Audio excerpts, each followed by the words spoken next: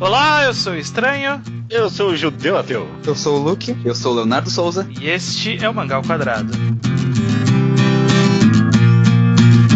When you were young, you were the king of carrot flowers, and how you built a tower tumbling through the trees. Pois bem, sejam bem-vindos a mais um Mangá ao Quadrado, seu podcast quase semanal sobre mangás. Estamos aqui para falar novamente sobre The Music of Mary. Aê! The Music of Mary, ele é um mangá, um dos primeiros recomendados na história desse podcast e o primeiro mangá enquadrado da história desse podcast. Sim, sim. O quadro nem tinha nome, ele nem foi um quadro, na verdade, ele foi uma parte de um outro podcast lá no começo da história. E a gente resolveu que, faz tantos anos, tanta coisa aconteceu, nossa visão mudou tanto, nossa articulação pra falar sobre mudou tanto. Vamos reler, vamos falar de novo sobre essa obra que a gente sempre cita, mas a gente não revisita com frequência. Então tá aqui, ó, estamos aqui pra falar novamente sobre The Music of Mary, olha só. As pessoas também sempre pedem, vocês podiam regravar e um pessoal sempre pede pra regravar, com certeza é a análise de The Music of Mary. Eu também, só por capricho, queria um podcast que tivesse o nome de The Music of Mary. É verdade, né? Eu inclusive recomendo que não ouçam o anterior. Eu não ouvi de propósito. Eu não ouvi também. Eu ouvi porque eu queria saber o que vocês tinham dito pra lembrar. Bom, o Leonardo não participou, né? Não tenha vergonha ali. Não, mas eu não ouvi por vergonha alheia, porque eu já ouvi muitos podcasts meus antigos e eu tenho muito mais motivo de vergonha do que falar de The Music of Mary. Eu não reouvi porque eu queria realmente vir com uma visão zerada. Eu não queria me ancorar no que eu tinha pensado no passado. Eu queria pensar do zero. Mas então a gente vai poder repetir informações, repetir análises e tudo mais. Sim. Porque assim, pra todos os efeitos, se você for ouvir aquele programa e ouvir algum reenquadrado que a gente fez mais recentemente, você vai ver que a própria forma como a gente conduz a conversa é totalmente diferente, né? Aquele eu ouvi e é basicamente vocês falando como o plot twist foi bem feito. Tipo, o programa todo é isso. Tem aquela parte que aparece, tem aquela parte que aparece. É só isso. Eu definitivamente não reescutei por vergonha alheia. Definitivamente. Esses podcasts muito antigos eu não consigo escutar. Desculpa. Eu tinha uma voz que eu tentava fingir de podcast. Não, eu não consigo. Nossa. Eu tava fingir voz de podcast. Mas beleza. Eu não sei. Eu tinha uma voz que não era minha ali. O que eu tava fazendo? Eu não sei. Enfim. É idiota.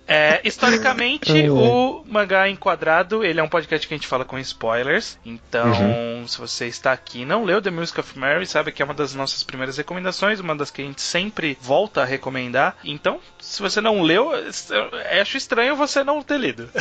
Acho estranho. É verdade. Não, as pessoas podem estar aqui pela primeira vez. Pela primeira vez, esse primeiro episódio delas. Ou no futuro, quem sabe não saiu The Music of Mary no Brasil e as pessoas estão vindo. Aí isso sim ia ser da hora. Se você tá no futuro e você veio pra esse podcast porque saiu The Music of Mary no Brasil, saiba que foi por causa do Mangá ao Quadrado. Pode ser que a gente mesmo tenha publicado, sei lá, nunca se sabe. Do futuro, aí sim. Mas se não foi, mesmo que seja R$50 esse mangá, pague e leia. Que vale a pena. E a edição tá bonita também, a capa dura, tá boa a edição. Eu não sei se R$50 vale, mas R$50 é muito caro, gente. Não. Pega promoção na Amazon, vai ter uma promoção na Amazon. Não, se bem que R$50 se for tipo os 2 volumes realmente, aí eu entendo. Uma edição completa. Enfim. 25 por volume. The Music of Mary é um mangá que foi publicado parte na revista Gintosha, parte na Sony Magazines, da editora Comic Burst, um dos nossos favoritinhos autores aqui, o Uzamaru Furuya, né? Ele já fez vários outros mangás, a gente já fez uma mangagrafia dele, inclusive. A gente já falou bastante sobre ele ao longo da história desse podcast. E hoje a gente vai revisitar The Music of Mary, essa obra de 2001, em 2 volumes, beleza? Maravilha. Eu sei que muita gente que tá aqui nesse podcast, na verdade todo mundo, está relendo The Music of Mary, muito provavelmente depois de muito tempo, né? Sim. Eu li um pouco depois de vocês, mas ainda assim já faz muito tempo. É difícil, eu tenho certeza que é difícil a gente revisitar a nossa visão da primeira leitura. É impossível você apagar a existência de um plot twist. Tipo, é que nem você assistir qualquer filme que tem um plot twist, né? Sei lá, Sexto Sentido, qualquer outro filme que tenha um grande plot twist. Clube da Luta, Os Outros, Infiltrados não, Os Suspeitos. Os Suspeitos. Todos esses daí você não consegue ver o filme pela primeira vez de novo. E The Mask of Mary você não consegue ler pela primeira vez de novo. E eu acrescentaria que você não relê pela primeira vez de novo. Porque são duas experiências e são duas experiências únicas. Não, a primeira releitura é aquela releitura que você faz pra, tipo, olha só, as coisas eram assim, então, na verdade. Só que quando eu reli agora, você meio que já sabe, então meio que não tem aquela experiência da descoberta. Sim. Essa é a verdadeira releitura, teoricamente, a terceira, né? Na primeira leitura é a que você recebe o plot twist, a segunda é que você lê sabendo do plot twist, e a terceira é que você lê sabendo do plot twist e sabendo do que precede o plot twist, né? E o que eu acho, inclusive, é que a primeira leitura tu vai achar meio chato, e aí no final, nossa, que foda. A segunda vai ser, nossa, que foda, nossa, que foda, nossa, que foda. E a terceira, pra mim, foi... É a mais foi... sóbria. É a mais sóbria de todas as leituras. Sem dúvida. Eu acho que você ia falar que era a pior pra você. É a pior. Bom, eu acho foi a pior. A gente vai conversar sobre isso sem dúvida, mas acho que uma palavra melhor pra definir é mais sóbria. Vamos deixar assim por enquanto. Eu acho que a gente até pode puxar essa rápida discussão, né? Porque vocês acham que The Mask of Mary, de forma geral, ele é muito voltado para o plot twist e por isso, numa terceira leitura, ele não é tão empolgante de alguma forma? Vocês conseguem ver The Mask of Mary como, é o mangá do plot twist, sabe? Tipo, algo desse gênero? Ele é mais um vinho que, tipo, vai amadurecendo e ficando melhor conforme o tempo? Ou, tipo, sei lá, é um iogurte que você come uma vez e aí, tipo, na terceira já tá meio podre. Caraca, que analogia maluca. Eu não sei por que eu usei. Bom, mas eu entendi. Não precisa de uma analogia, mas tudo bem, eu entendi. Mas é que eu acho que isso não tem como ser uma edição rápida, pelo menos pra mim, porque na releitura esse foi o meu maior problema, de que vai longo. Então, eu acho que a resposta é sim e ao mesmo tempo não, só que são duas coisas negativas pra mim. Porque o plot twist acaba não sendo tão importante assim, no final, pra mim. Ele não é tão relevante pra história, só que o fato dele estar lá acaba, tipo, mudando muito. Parece que tá tudo sendo montado pra um plot twist que não muda tanto a história assim. Eu acho que tem dois plot twists. Tem o da Mari, da Chave, e o do Kai. O do Kai, eu acho que é muito mais... Não, da Chave não é um plot twist, eu acho. O fato da Chave não, né? Só o Kai vê a Mari, só o Kai vê a Mari é um plot twist, só a Pip vê o Kai é outro plot twist. Não, mas tem o plot twist também, tipo, da Mari estar segurando a sociedade. Por que a sociedade é daquele jeito? Isso também é um plot twist, teoricamente. Mas é que eu acho que parece uma revelação mesmo. Acho que é um conceito diferente. É que o do Kai e da Pip, tal, dele ser invisível, spoiler, é que ele realmente parece muito mais uma brincadeira estilística, uma brincadeira de roteiro, de tipo, olha como eu consigo deixar esse personagem morto o tempo todo, que eu acho que até na terceira leitura tem uns buracos, do que uma coisa útil pro roteiro, entendeu? É uma brincadeira estilística só pra mim. Isso perdeu um pouco da força. Porque no começo eu pensava, nossa, isso é super importante pra história. Mas não é tão importante.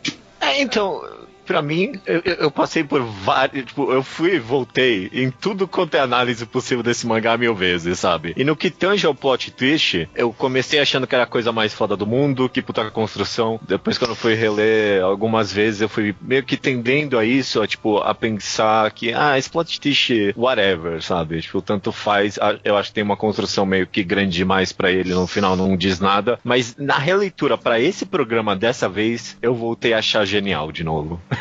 Qual dos plot twists? O do Kai tá morto?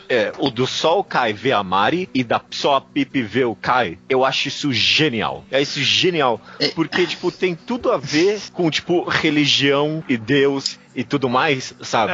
O fato de só esse cara ver, tem essa revelação inicial pra gente que, tipo, ninguém via essa mulher, só esse cara surgiu ali no meio pra ver esse Deus. Só que não, e aí você já fica meio em choque, tipo, ó que puta conceito sobre religião e sobre a percepção que as pessoas têm de Deus e que, tipo, de talvez aquela Mari que ele via nem era, tipo, uma coisa real. E aí, ainda por cima, além disso tudo, o fato de só a Pip ver o Kai é um comentário em cima de um comentário de novo. Porque, tipo... Eu acho que a parte do Kai é interessante em alguns lados. Eu gosto quando no final fala aquilo de talvez no futuro alguém com um super olfato vai ver com uma flor que cheira muito bem ou coisa do tipo. Esse lado é interessante, cada um tem tipo uma visão da Mari e ela não era aquela coisa pra todo mundo. Só que o dela, só a Pip ver o Kai, eu não acho tão relevante assim, de fato. Eu acho também. Porque meio que o mangá não faz diferença pro mangá. Ele dá até uma desculpa que as pessoas percebiam que ele tava lá e por isso não fazia diferença, então, sabe, as pessoas percebiam que ele tava lá. Ele podia ser uma pessoa viva. É uma pessoa viva invisível, tá quase no mesmo. Eu vou dizer que de toda essa experiência de releitura, de revisitar The Music of Mary, essa foi a coisa que eu acho que ficou negativa pra mim de alguma forma. Eu não digo negativa, mas caiu a relevância ou o charme, que é o fato do Kai, tipo, tá morto. De tudo que eu li, eu até tive coisas que eu gostei mais relendo agora, mas isso especificamente eu acho que foi a única coisa que ficou abaixo de tudo, assim. Porque, assim, é interessantezinho, tipo, é divertidinho, mas não tem muito propósito no final. Talvez possa ter uma análise em cima disso, e aí quando a gente chegar pra falar disso no final, a gente pode trazer algumas análises, vai ver o Judeu ter uma releitura legal aí, que a gente fica convencido. Mas eu tenho essa impressão que esse plot twist específico é meio gratuito. O outro, todos os outros, tipo, são partes da construção do mundo, são relevantes, são interessantes, são simbólicos, mas esse do Kai... Eu concordo com o Judeu, eu também acho genial, só que eu acho um genial desnecessário, não sei se faz sentido. Mas, tipo, é meio que bem bolado ele ter montado isso de uma forma coerente, né? Mas se eu puder argumentar só uma coisa aqui, é que eu acho que eu só não acho que não tem a ver com a história. Eu acho que a revelação, talvez ele tenha pecado um pouco demais, por exemplo, em colocar animais onde ele tava, pra justificar as pessoas falarem com ele, né? Isso eu talvez achei que foi um pouquinho forçado. Roubar um pouquinho, né? Isso vai roubar um pouquinho, porque se não tivesse isso pra mim, e aí, sei lá, tô falando isso, não é o mangá, mas se não tivesse isso, eu acharia genial, justamente porque seria que a Mari e todo mundo acreditava que esse cara via um deus, ao mesmo tempo que todo mundo acreditava na Pip, né? A Pip, todo mundo acreditava que ele via um deus, ao mesmo tempo que todo mundo tinha que acreditar na Pip que esse cara existia. Então, mas é que eu acho que o problema é que se não tivesse esses animais também, a história, esse plot twist não ia fazer sentido, porque a narrativa inteira precisa que ele esteja percebido por alguém. Eu acho que já não faz tanto sentido, na verdade, porque... Eu também acho um pouco, tipo, mas... pensa só, o Kai nunca conversou com ninguém e nunca percebeu que ele não existia. Tipo, ele nunca conversou com ninguém sem a Pip, e a Pip nunca percebeu que tudo que o Kai falava ela tinha que traduzir. Você não assistiu Sexto Sentido? Os mortos só veem o que eles querem ver, cara. Eles percebem o que eles querem perceber. Mas ó, vamos então seguir o caminho clássico de falar sobre o mangá. A gente acabou se estendendo nessa primeira conversa, mas eu acho que a gente pode fazer todo o caminho clássico, que é falar um pouco sobre ambientação, falar um pouco sobre arte, sobre os personagens, e aí seguir sobre o enredo. Eu só queria citar uma coisa que eu percebi nessa releitura que eu achei muito explodidor de cabeça, que o primeiro quadro do mangá já dá esse spoiler do Kai ser invisível. O primeiro quadro são as borboletas voando sozinhas, e aí, tipo, o quadro seguinte é o Kai no meio delas, então, tipo, ele tava ali, só que a gente não tava vendo. Isso eu achei muito foda quando eu fui reler. Do capítulo 1 ou do prólogo? Do prólogo ele tava vivo, né? Do 1. Tipo, dele colorido ali e tal. Uma coisa que eu gostei é de como o twist de só o Kai ver a Mari, ele nem parece um twist quando você já sabe, porque é tão óbvio. Ela só aparece quando é no ponto de vista do Kai. E tipo, como que a gente não percebeu isso da primeira vez? Isso é foda. Parece absurdo. Vamos lá. Uma coisa, eu comentei por cima que teve algumas coisas que eu acabei gostando mais nessa releitura para esse podcast, né, essa terceira leitura, por assim dizer, e eu acho que um dos aspectos que cresceu mais em mim, que aí eu acabei podendo prestar mais atenção, foi na construção do mundo, né, de The Music of Mary. Sim.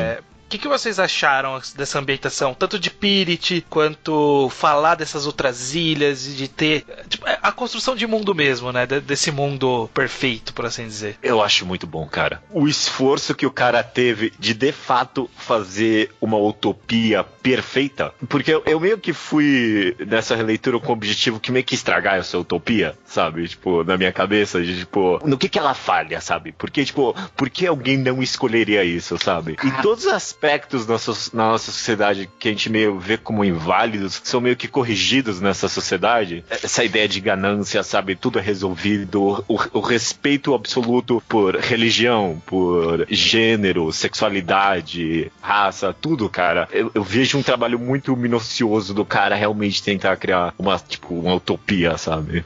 Eu vejo esse trabalho, mas eu não consigo... Tipo, eu consegui estragar na minha cabeça a utopia. Que, tipo, ele acaba sendo muito retrógrado e conservador na opinião dele, tipo, um mundo perfeito. Porque ele tem uma ideia meio ateísta, só que ao mesmo tempo é um ateísmo meio melancólico, pessimista, assim, tipo, Deus não existe. Mas se ele existisse, o mundo seria muito melhor, porque Deus tá certo, e tu não pode cobiçar a mulher do próximo, e tu não pode ter... Tipo, tem uma ilha que é feita pra fazer filho, e só nessa ilha pode ficar 2 homens, porque nas outras ilhas é natural que ficam homens e mulheres. Tá entendendo? Eu acho ele muito conservador em vários pontos, nesse sentido de criar a utopia perfeita. Eu não sei, eu não consigo ver se isso é um problema ou não, porque ele deixou bem claro que o mundo todo é uma utopia, mas cada ilha tem a sua utopia, a sua forma de relacionar como sociedade de forma geral, e muitas com a sexualidade inclusive, como é o caso dessas ilhas aí que você pode casar mulher com mulher, homem com homem na ilha, mas eles vão lá pro meio pra se procriar. Pode ser que tenha alguma ilha que todo mundo é livre, não tem preocupação com procriação, pode ter, sabe? Eu consigo ver a reclamação de que é um pouco retrógrado pensar que, sei lá, homem, mulher e etc. Mas eu não sei. Tem uma frase que ele fala literalmente, tipo, naturalmente só homens ficam mulheres. Eu percebi isso, eu percebi essa tradução bem esquisita. Eu percebi uma interrogação, exclamação, quando homens casam com homens, aí tipo, interrogação, sabe, tipo, sim. Tinha no texto. Sim. Eu não sei o que é, se é alguma tradução, o que é, eu não entendi direito isso. Mas, tipo, na minha cabeça, talvez eu desejando isso dentro do mangá, tipo, mesmo em Pirite, a ideia é que não tinha um preconceito, entendeu? E, tipo, pra mim, mais ou menos. Passou essa ideia. Tipo, o mangá não mostra gay apanhando na rua em Pirite, sabe? Você não imagina isso acontecendo. Mas esse não é o único modo de, tipo, ser preconceituoso, né? Não, claro que não. A minha defesa pra isso acontecer é que, sei lá, de todas as mazelas do mundo que ele tenta eliminar, em 2001, embora existisse essa mazela, a atenção que era dada, por exemplo, à tolerância sexual, ou de gênero, ou qualquer coisa relativa a esse aspecto específico da sociedade, ele era menos relevante naquela época, 2001, sabe? Eu não consigo ver essa discussão acontecendo naquela época no Japão ainda. Então, tipo, eu entendo que acaba sendo uma visão de seu país, de sua época, a ausência disso. Ele não é tão progressista quanto poderia ser. Mas eu não vejo isso como um demérito. Eu não vejo isso como um demérito. Não, eu não vejo como demérito pra obra, eu vejo como demérito pra utopia dele. Filosoficamente, eu acho que ele errou um pouco nessa utopia, porque não é só isso. Eu sinto outras coisas conservadoras dentro da história. E, tipo, eu entendo que é mais fácil fazer assim. É mais fácil fazer um mundo perfeito que tu segue as regras de Deus. Regra de Deus é o básico de estar certo, tá ligado? E aí é realmente mais fácil criar uma utopia assim. E tipo, tem o fato de ele mostrar no fim que essa utopia é meio errada, mais ou menos, só que não, que aí ele pode dizer, não, eu não penso isso, só porque é o mundo perfeito é escroto mesmo, sabe? Não sei, cara, desculpa aí, estranho quebrar um pouco sua linha narrativa aí do podcast, mas eu achei uma conversa justamente interessante, porque eu não acho necessariamente que você tá falando sobre ser muito conservador e sobre esse mundo que ele criou, seguir muito as regras de Deus, mas quando eu leio, eu não penso, tipo, muito nesse mundo específico, porque justamente que cada região tinha uma forma diferente de ver Deus e tinha um enorme respeito mútuo entre essas regiões, sabe? Quando todo mundo vai lá, tipo, meio que adorar, entre aspas, o mesmo Deus, sabe? Tudo. Aí eles vão lá e, tipo, olha que forma interessante de rezar entre as pessoas, ou mesmo coisas que em tese para a própria sociedade deveriam ser algo contra Deus, eles não necessariamente eliminam. Então, tipo, tinha as pessoas que criavam próteses e tinham que uma certa vergonha da sociedade, mas as pessoas que entendiam, e praticamente todo mundo entendia a religião, aceitava aquilo como algo natural, sabe? É que eu acho que ele toma um caminho fácil de, tipo, criar um mundo perfeito onde as coisas são simplistas. Mas essa é a ideia do mangá. Essa é a ideia do mangá. Só que ainda assim eu não acho que é uma utopia, porque, tipo, não é que todo mundo se respeita porque as pessoas se entendem. É porque, tipo, simplesmente não tem ninguém que pensa diferente. Eles vivem numa merda de uma ditadura. Não é que ninguém pensa diferente, é que tem um respeito pelo pensamento diferente. Não, mas essa é a ideia não dessa existe pensamento diferente. Não, eu não vi, tipo, não tem uma pessoa que não acredita na Mary. Ou Mary. Ou, sei lá, a Pip, quando a música da Mary some, ela começa a ficar mais rebelde. Tipo, talvez essa seja a Pip de verdade. E ela não pode ser ela mesma, porque ela tem esse respeito. Mas aí essa parte é literalmente o que o mangá fala com aquela metáfora lá da gaiola e tal. Exatamente. Mas a conversa é outra. Eu não vejo isso como um demérito. Tipo, o demérito da utopia essa é a falha da utopia, mas essa é a falha exposta pelo mangá, sabe? Essa discussão já não é tipo interpretação, é diretamente. Sim, mas só que no fim das contas o Kai gira a chave. Então, tipo, a ideia que me calma, mas a gente vai chegar lá, então. Tá, antes disso, uma última coisa que me irritou um pouquinho. Foi, tipo, no momento que a música da Mary começou a tipo, liberar as pessoas, uma das primeiras cenas que ele mostra é o cara dizendo, eu ainda sou apaixonado pela menina lá que tu casou, eu posso ficar com ela? E isso pra mim parece uma coisa meio, tipo, não cobiçarás a mulher do próximo, e o autor dizendo que isso é uma coisa malvada, entendeu? Não, eu acho que a coisa malvada é você ser tarado sexual sem respeito pela pessoa. Eu não vejo isso como algo religioso cristão. Eu vejo só, tipo, como uma sociedade em que não tem inveja. Em que, tipo, o cara tentou conquistar aquela mulher, ele não conseguiu e, tipo, teve zero rancor por ela. Porque, tipo, não é uma posse dele, entendeu? É assim que eu vejo essa utopia dele. Sabe? Até umas coisas que em tese seriam contra a religião são glorificadas pela sociedade, como, por exemplo, a pesquisa pela tecnologia. As pessoas meio que sabem que é errado, mas elas não negam isso às pessoas. Por isso que eu apreciei muito o trabalho dele de construir essa utopia. Porque quando eu releio muito, eu de fato vejo aquele lugar como um lugar perfeito, com, é claro, o viés que a gente vai conversar aí sobre livre-arbítrio e tudo mais, né? Mas, eu entendo.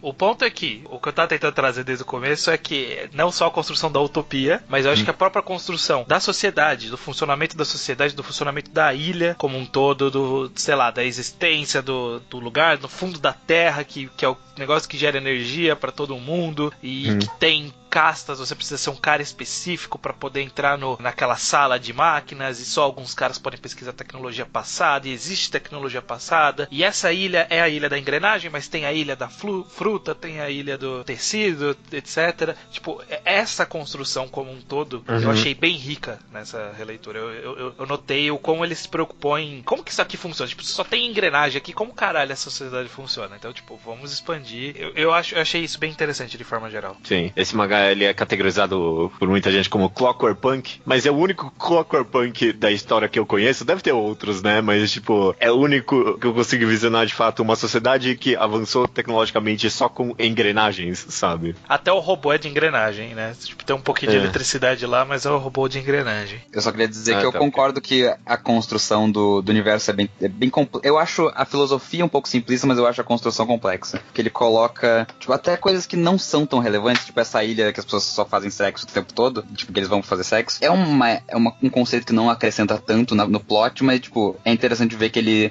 se deu ao trabalho de pensar nisso, sabe? Que se é um mundo tão perfeito assim, que talvez as pessoas não tenham essa luxúria tão expressada, e aí tem esse lugar onde isso é expressado. Eu gosto muito quando tem só essas pequenas sinopses de outras ilhas e, tipo, te levanta várias ideias sobre como funciona a sociedade. Então, essa sociedade que os homens casam com os homens e as mulheres com as mulheres, levanta mil dúvidas. Ele só joga ali, só planta, ou aquela parte que ele constrói um pouco mais sobre a cidade das frutas, né? São umas páginas que ele joga, mas você sozinho meio que cria o mundo na sua cabeça, justamente porque é algo tão criativo, né? Sim. Comentando rapidinho, só pra... Acho que a gente vai deixar esse lado depois, mas é que talvez a única coisa que continuou, tipo, no mesmo nível pra cima é que a arte desse mangá é espetacular. Não só, tipo, no nível técnico de capacidade de desenho, mas a criatividade de designs dele pra tudo que ele faz é tudo tão detalhado e específico. Sim. Ele tava muito inspirado em criar esse mundo mesmo.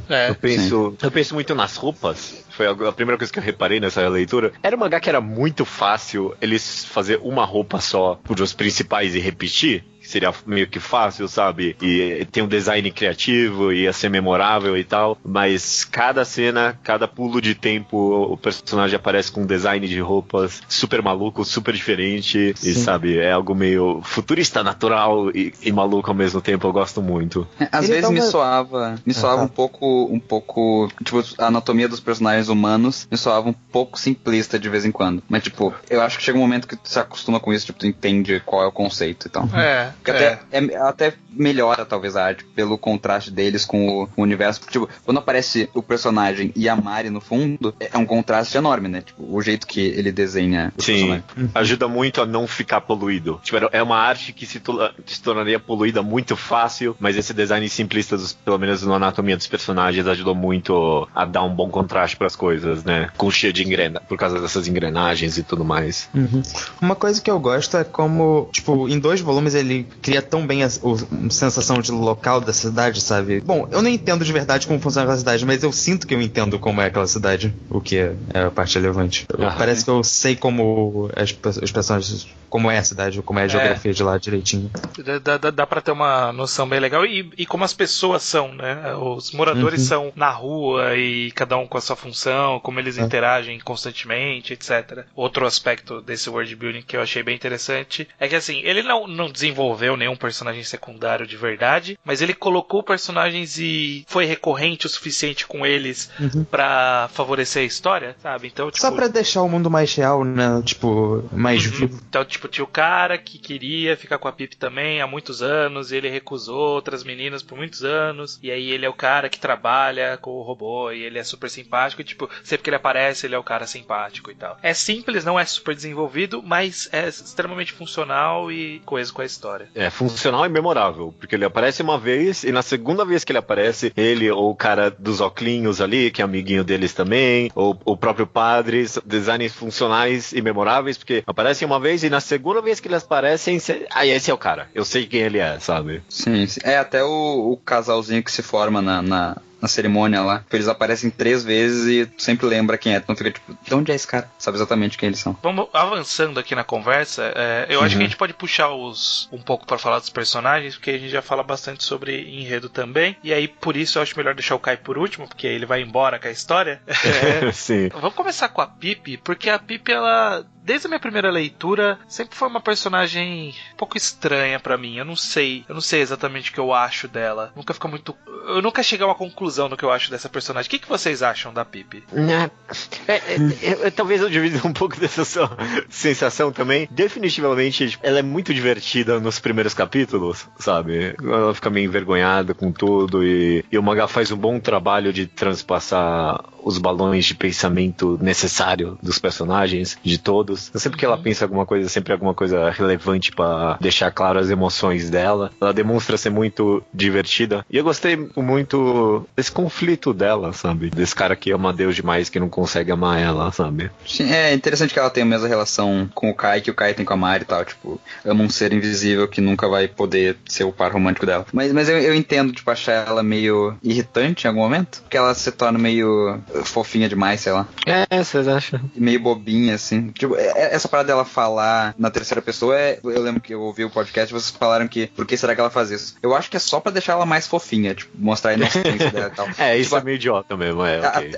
Até o fim, ela é sempre inocente demais, tipo, é que é a característica principal dela, tipo, ela é inocente, por isso que ela acredita no Kai e tudo mais. Ela acaba sendo muito pro plot, tipo, não só pro twist também, que ela esquece pra fingir que o Kai existe e tudo mais. Ela que acaba movimentando quando ela vai voar pro Kai e tal. Tudo que ela faz parece muito movimentado em explicar a história que vai acontecer. Ela acaba não sendo um personagem tão relevante por si só. Eu acrescentaria que é menos para a história, mas pro Kai no final das contas, né? Porque o Leonardo falou qual é a característica mais marcante dela, a inocência. Pra mim a característica mais marcante dela é que ela vive em função do Kai. Tipo, a característica dela é gostar do Kai. Toda a personalidade dela é moldada pela existência do Kai. Ela quer voar porque ela quer ser a Mari por causa do Kai. E a gente nunca entende porque ela ama ele tanto assim. Não sei se tem como entender, porque é que eles dão muito foco pra isso. As últimas páginas do mangá é o cara falando, nossa, como pode alguém amar tanto assim alguém? E tipo, eu nunca me importei o suficiente com o amor dela, sei lá. Mesmo antes de saber que o Kai, que era impossível ela ficar com o Kai porque ele tava morto, mesmo antes disso eu ficava,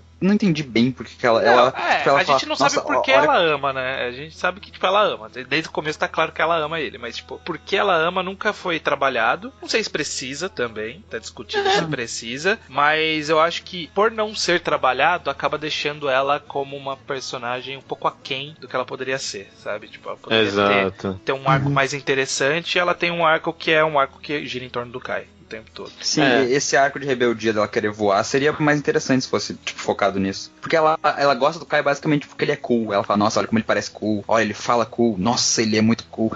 E é só isso, tá ligado? Se a pergunta é se era necessária, acho que no final das contas sim. Porque todos os personagens têm meio que conflitos fantasiosos, mas é crível e você se relaciona com eles porque são conflitos reais no final das contas, sabe? São baseados em fantasia, mas são conflitos reais. Então, conflito com a religião, conflito com a existência, conflito com o livre-arbítrio. E parece que aqui, tipo, era pra ser um conflito meio amoroso, só que justamente porque não foi construído, ela acabou ficando parecendo rasa mesmo, no final das contas, sabe? Ela tem uma profundidade que o autor coloca ali, justamente nessa relação dela amar um cara que ama Deus demais, mas não é o bastante, sabe? E ela acaba parecendo meio rasa no final das contas, parando pra pensar agora. Acaba conduzindo a história, mas na verdade ela acaba conduzindo o Kai, que conduz a história. Parando pra pensar, até tipo, o personagem do padre tem um conflito mais direto à essência do personagem do que a Pipe, sabe? Porque a gente nunca descobre qual é a essência dela. Tipo, a essência do padre a gente entende logo diretamente, e ela é colocada em conflito, tipo, no segundo volume, ou no finalzinho do primeiro, eu não lembro agora. Não sei. Só que a Pipe a gente nunca sabe qual é a essência dela, assim, além do fato de que ela ama o Kai. Talvez essa seja a essência dela, e o que é tornar ela um pouco rasa, porque, né, a gente sabe que uma pessoa que vive em função da outra é bem rasa. Não, até poderia ser interessante. Sei lá, o Pum Pum veio um pouco em função da Aiko por um tempo no mangá, e é interessante. Só que eu acho que tem que ser bem construído, bem desenvolvido e tal. Porque o Kai meio que não liga muito pra ela. No final ele fala, se eu pudesse, eu ficava e casava contigo. Eu fico, ficava mesmo? Não sei. Porque ele sempre tratou ela com uma frieza fodida. Aquele drama final dele parece um pouco distante de como ele age no mangá, né? Se bem que eu gostei da Pipe nesse momento. Quando ela começa a gritar e a xingar ele, quando ele tá partindo no navio. Mas se eu desse o babaca, porque você falou isso, sabe? Tipo, ficava quieto. Que escroto, né? Últimas palavras escrotas, cara. Se era pra falar isso, não falava, sabe? Porque, tipo, pra ele era a última palavra da vida dele. Ele sacou a importância. Se ela tivesse sacado, ela entenderia. Tipo, ele tinha que falar pra ela a verdade, no fim das contas. Pra ele se sentir bem consigo mesmo, então. Outros personagens, eu acho que não tem nenhum outro que é grande personagem relevante além do Kai. Tem um personagem que eu adoro. O padre. É o padre? Não, eu ia dizer o Ibok, que é o menino que dança pra... Ele dança pra Pipe. Eu adoro esse menino. É genial. Tipo, tá todo mundo conversando, falando um negócio sério, quando vê, meu Deus, o Ibok está dançando. Ele bota uma flor na boca e começa a dançar. E ninguém percebeu, assim, tipo, exato, até muito depois. Que merda. O Ibok. Você anotou esse nome só pra poder comentar do Ibok, não é possível. Exato. Eu tô com a página aberta aqui, na verdade. Mas eu acho que o outro personagem que tem algum arco narrativo dentro dessa história e tem uma relevância, eu lembro que a gente comentou no podcast anterior, porque eu lembro que eu gostei bastante dele também na primeira leitura e releitura, que é o padre, né? O Padre Gully. Bom, eu gosto bastante porque ele é construído, tipo, ele é muito sutil, mas ele é construído, sabe? Tipo, ele tem não tem um passado, mas ele tem uma personalidade, ele tem um papel e ele tem um desenvolvimento, tem um arco de acontecimento ali que modifica ele. E, tipo, é muito segundo plano, mas ao mesmo tempo é relevante, principalmente pra discussão de religião da história, né? Todo o fato de ele ser um devoto a Mary, que é a deusa. E descobrir que o deus dele é cruel, né? E aí descobrir, tipo, mas assim... Mais que isso, né? Ele é um devoto e ele é um cientista ao mesmo tempo. Eu acho isso fantástico como criação de personagem. Tipo, ele é um cara que ele explora a tecnologia, porque pra ele explorar a tecnologia é explorar as criações de Deus, os limites de Deus e etc. O que costuma ser bem contrário ao que as religiões no nosso mundo prega, né? Tipo, tem que se focar na religião. Mais ou menos. Porque, tipo, eu acho que muitos dos grandes cientistas do mundo começaram com o apoio da igreja, não tem isso? Do Vaticano tem maior, mas não como parte. É que as igrejas iam variando muito a opinião com isso. Tipo, o limite que a história aborda, né? Tipo, tu tem que estudar o reino de Deus, mas tu não pode discordar que o reino é de Deus. Mas o que eu tô dizendo aqui, nesse caso específico da religião da Mary, você analisar, estudar tecnologia é parte da devoção, sabe? Sim. Às vezes o que acontece no nosso mundo é, tipo, vai estudar, paga alguém aí pra estudar porque a igreja gosta, mas, tipo, não faz parte do treinamento do padre ele estudar, sabe? O treinamento do padre é ele propagar a religião, e o do Padre Gulli não. Ou estudar a religião, no caso, né? Sim. Estudar a religião, os dogmas, os desígnios. No mundo de Pirit, rezar e estudar a tecnologia do mundo são duas coisas que têm o mesmo peso, né? Sim. Esse personagem é interessante porque ele parece meio aqueles personagens de RPG que tu bota duas classes muito opostas no mesmo personagem. Tipo, ele é o cientista e ele é o clérigo ao mesmo tempo.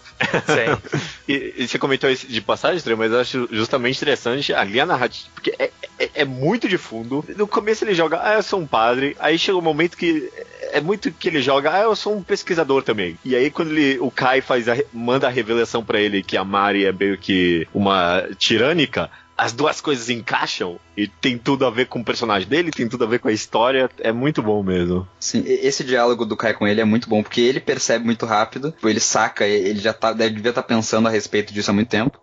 Ele fala que ele já tava pensando nisso, então é isso mesmo, né? Sim, E o próprio Kai, tipo, a reação dele é interessante, que ele fica, como eu sou babaca, eu acabei de estragar a vida desse cara, sem motivo, porque eu não precisava ter falado pra ele, podia ter ficado em silêncio. E é uma reação que eu não vejo muito em histórias, assim, e que é muito humana, tipo, tu fazer uma coisa, acabar com a vida da pessoa e não perceber e fazer sem querer se arrepender disso. E aí tem um aspecto específico que eu fiquei pensando, eu não sei se eu cheguei a alguma conclusão, mas é que ele passa por essa quebra da religião dele, que ele chora, né? Que é as lágrimas do Padre Gulli, eu acho que é o nome do capítulo, inclusive. Que é quando ele sabe que ela é uma tirânica e que ele cria esse conflito entre a religião, entre ele buscar o progresso e ao mesmo tempo a devoção dele limita o progresso. E aí, tipo, no final, ele ainda é um padre. E aí, tipo, a gente não viu o que aconteceu entre essa quebra e ele permanecer sendo padre 60 anos depois, 50 anos depois. E aí eu fiquei, será que ele meio que teve que se conformar meio que a mando da Mary, né? Tipo, é isso, né?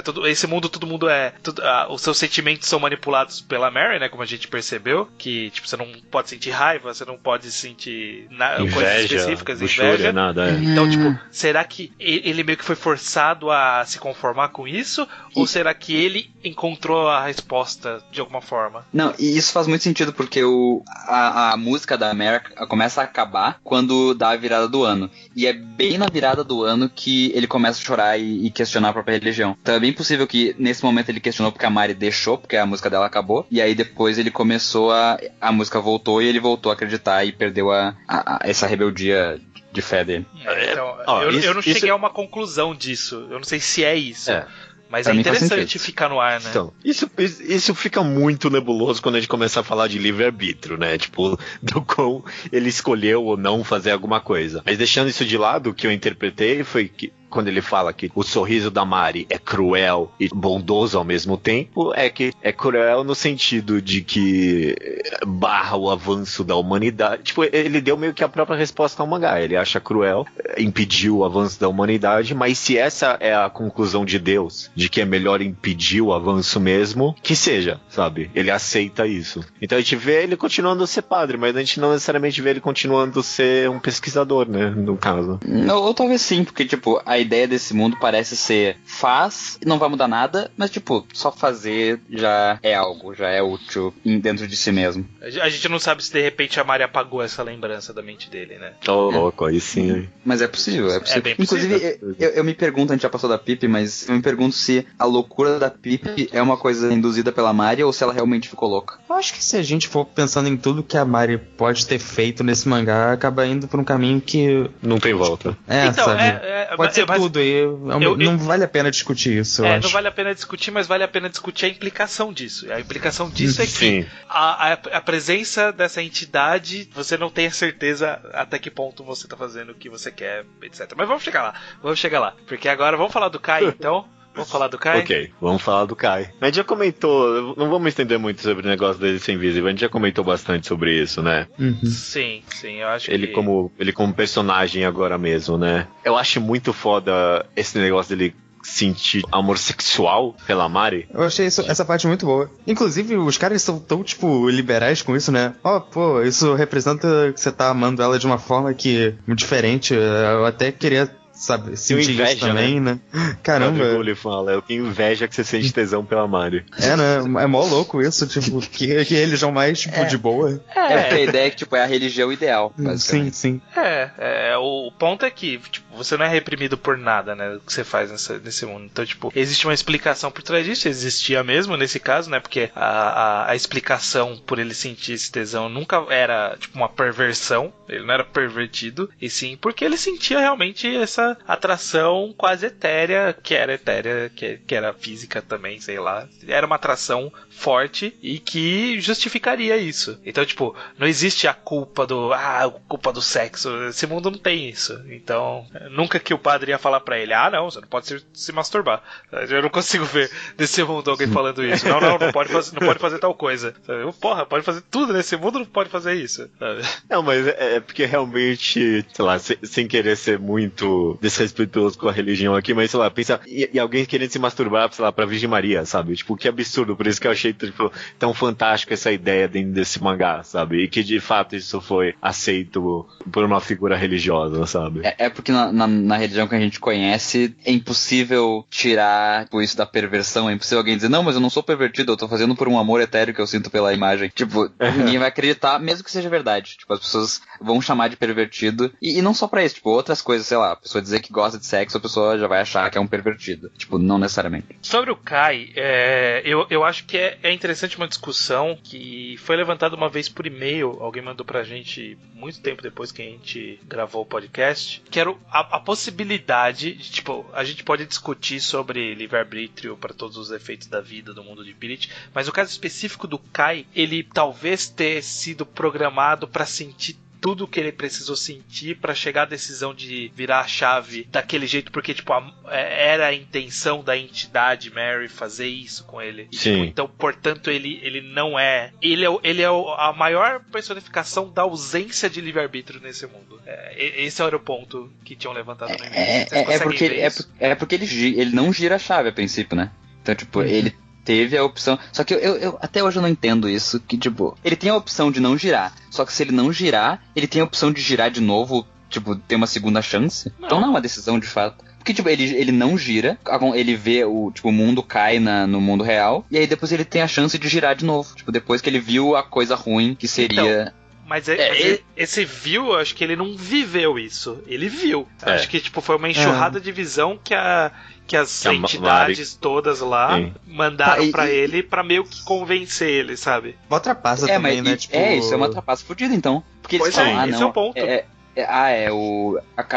Toda vez o humano pode escolher. Então, tipo, se ele tivesse girado a chave, eles tinham que mostrar todo um segmento mostrando as coisas escrotas desse mundo de Billit. Como tudo era chato e tudo mais. Exato. E aí depois ele tem a chance de não girar. Mas eles nunca fariam isso, porque são os filhos da puta. Então, essa conversa do livre-arbítrio do Kai, acho que é uma das conversas mais interessantes, talvez, para esse mangá, porque quando eu olho em retrospecto o mangá, esse negócio do Kai, ele é durante o mangá inteiro, principalmente com esse negócio dele sentir tesão pela Mari, talvez o único personagem que está livre das rédeas de controle do livre-arbítrio, porque, por exemplo, no comecinho do mangá, a Pipi fica chorando ali pra ele, e ele tem uns pensamentos meio egoístas, tipo, eu tinha que ter vindo aqui sozinho, ou em alguns outros momentos também, por exemplo, com o Padre Guri ali, ele fica meio, ai, puta que merda que eu fiz aqui, sabe? Ele é meio que o único personagem que tem meio que esses pensamentos negativos, então acho que durante o mangá, talvez ele é um dos poucos personagens que tem meio que as rédeas livres. O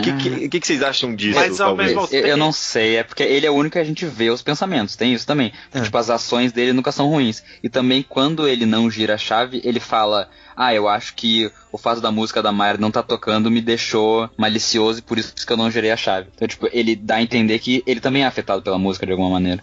Então, pra mim parece que é uma liberdade falsa, sabe? Tipo, é colocar a venda do cavalo, assim, ele consegue olhar, mas ele consegue olhar pra direção que você colocar pra ele olhar. Então, tipo, ele parece ter a liberdade, mas a rédea ainda tá no pescoço dele ali. Porque, por exemplo, a impressão que eu tenho da situação que você comentou, Judeu, dele conseguir, tipo, expressar melhor os sentimentos, pelo menos internamente dele, né? Ele ter os sentimentos mais diversos e ele poder ver o mundo um pouco menos como se fosse comum aquilo e sim como, as pessoas são boas mesmo como uma coisa mágica e tal. Sim, tipo, sim. Isso é meio que a entidade Mary induzindo ele a, enxerga esse mundo pra você ver o quão ele é bom e depois eu vou te mostrar o quão ele é merda. Quando é merda, Entendi. quando não for ele. Pode ser que ao mesmo tempo seja uma liberdade, eu tô acima do limite de Deus, então por isso eu posso agir do jeito que eu quero, mas eu também, por eu estar acima do limite, eu consigo olhar pra baixo e ver o quão bom é aquilo ali embaixo, sabe?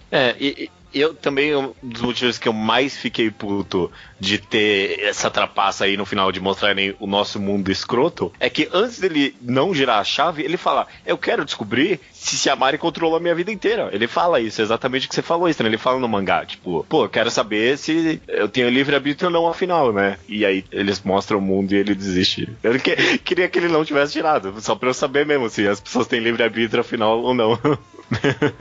Mas eu acho que a ideia que fica é que parece que a ideia que o autor quer passar é que ele tem, só que na verdade ele não tem. Porque o que me parece é que é outra coisa retrógrada do autor nesse momento, que ele mostra só as coisas ruins e parece a minha avó falando, esse mundo tá perdido, tem guerra, tem pessoa brigando, absurdo, essas mulheres que bebem, parece uma coisa meio, ele tá, olha como o mundo é uma bosta. E tipo, é fácil dizer que o mundo é uma bosta olhando só pelo lado ruim do mundo, realmente. Porra, e aí no fim ele mostrou uma exposição da mulher que é foto de cadáver sem corpo, só a cabeça. Cara, que esse é um mundo escroto demais pra se viver. Não, tipo, esse mundo existe de fato, mas tipo, esse é um dos mundos que existe no nosso mundo. Por que não mostrou, tipo, o vídeo das cabras cantando Bon Jovi, hein? Porra, eu não viraria achar. Passou o vídeo das cabras cantando Bon Jovi, eu ia falar, não, eu quero viver nesse mundo aí. No mundo das cabras com Bon Jovi. Porra, se ele tivesse dado acesso pro Kai do YouTube, tava pronto. Ele botava reggaeton otaku, puta merda. Não ia querer tanto mais. É engraçado, porque é quase difícil criticar esse mangá, porque você pode falar, não, era tudo ponto, a Mari tava manipulando ele pra que ele não girasse a chave. Pra que ele girasse a chave. Essa é uma boa pergunta.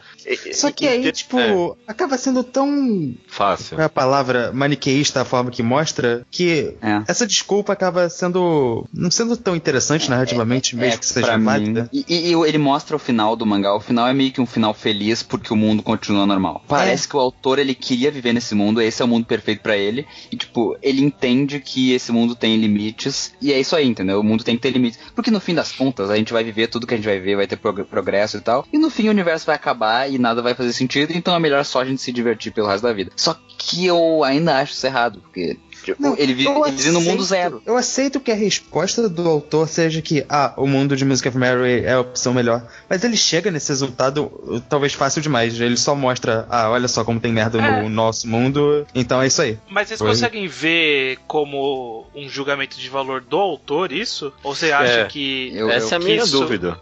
Porque essa eu acho que é uma discussão válida. Eu não sei se ele chegou a essa conclusão. Eu sei que o Kai chegou a essa conclusão. Eu sei que o mangá mostrou isso pra meio que a gente chegar nessa conclusão também. Mas eu não sei se, tipo, é a conclusão do autor ou é o autor fazendo a gente chegar a essa conclusão. Porque a gente tá sendo, em teoria, tão manipulado quanto o Kai foi manipulado pra chegar à decisão, sabe? Tipo, se você... não. Se você...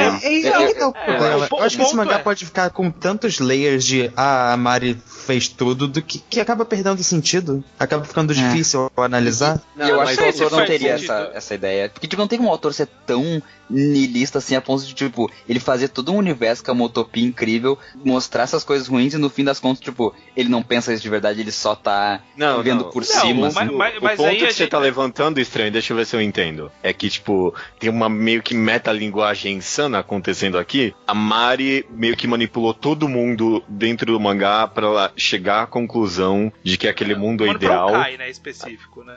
O Kai específico, assim como o autor pode estar meio que manipulando a gente pra gente chegar ao ponto de que aquele mundo é ideal? É tipo isso que você tá querendo dizer? Sim, porque o que eu penso é que a gente acabou também tendo essa discussão, acho, no outro programa, porque eu lembro de gente falando sobre isso. Mas acaba que parecendo pra mim, ao longo do mangá, que o autor ele tem uma visão muito ateísta da existência de Deus, porque, tipo, nesse mundo específico, ele fala...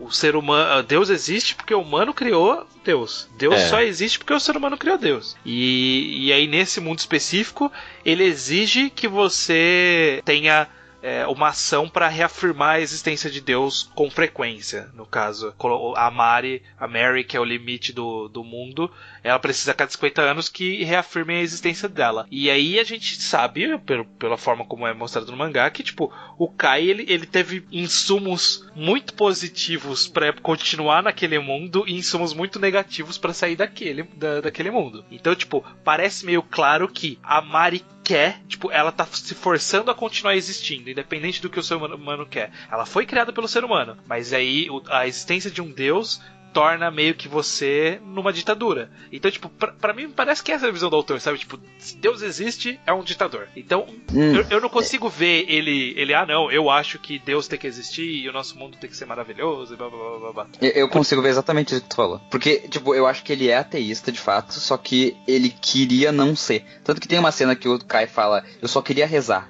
Eu não queria saber essas coisas do que eu sei, ser o escolhido e tal. Eu só queria adorar a Mary. O autor parece que tem inveja de quem acredita em Deus. E ele acha que... Não, mas até eu também tenho. Não, ok, mas só que ele pensa o seguinte. Deus tinha que... Não é Deus existe e temos que acreditar nele.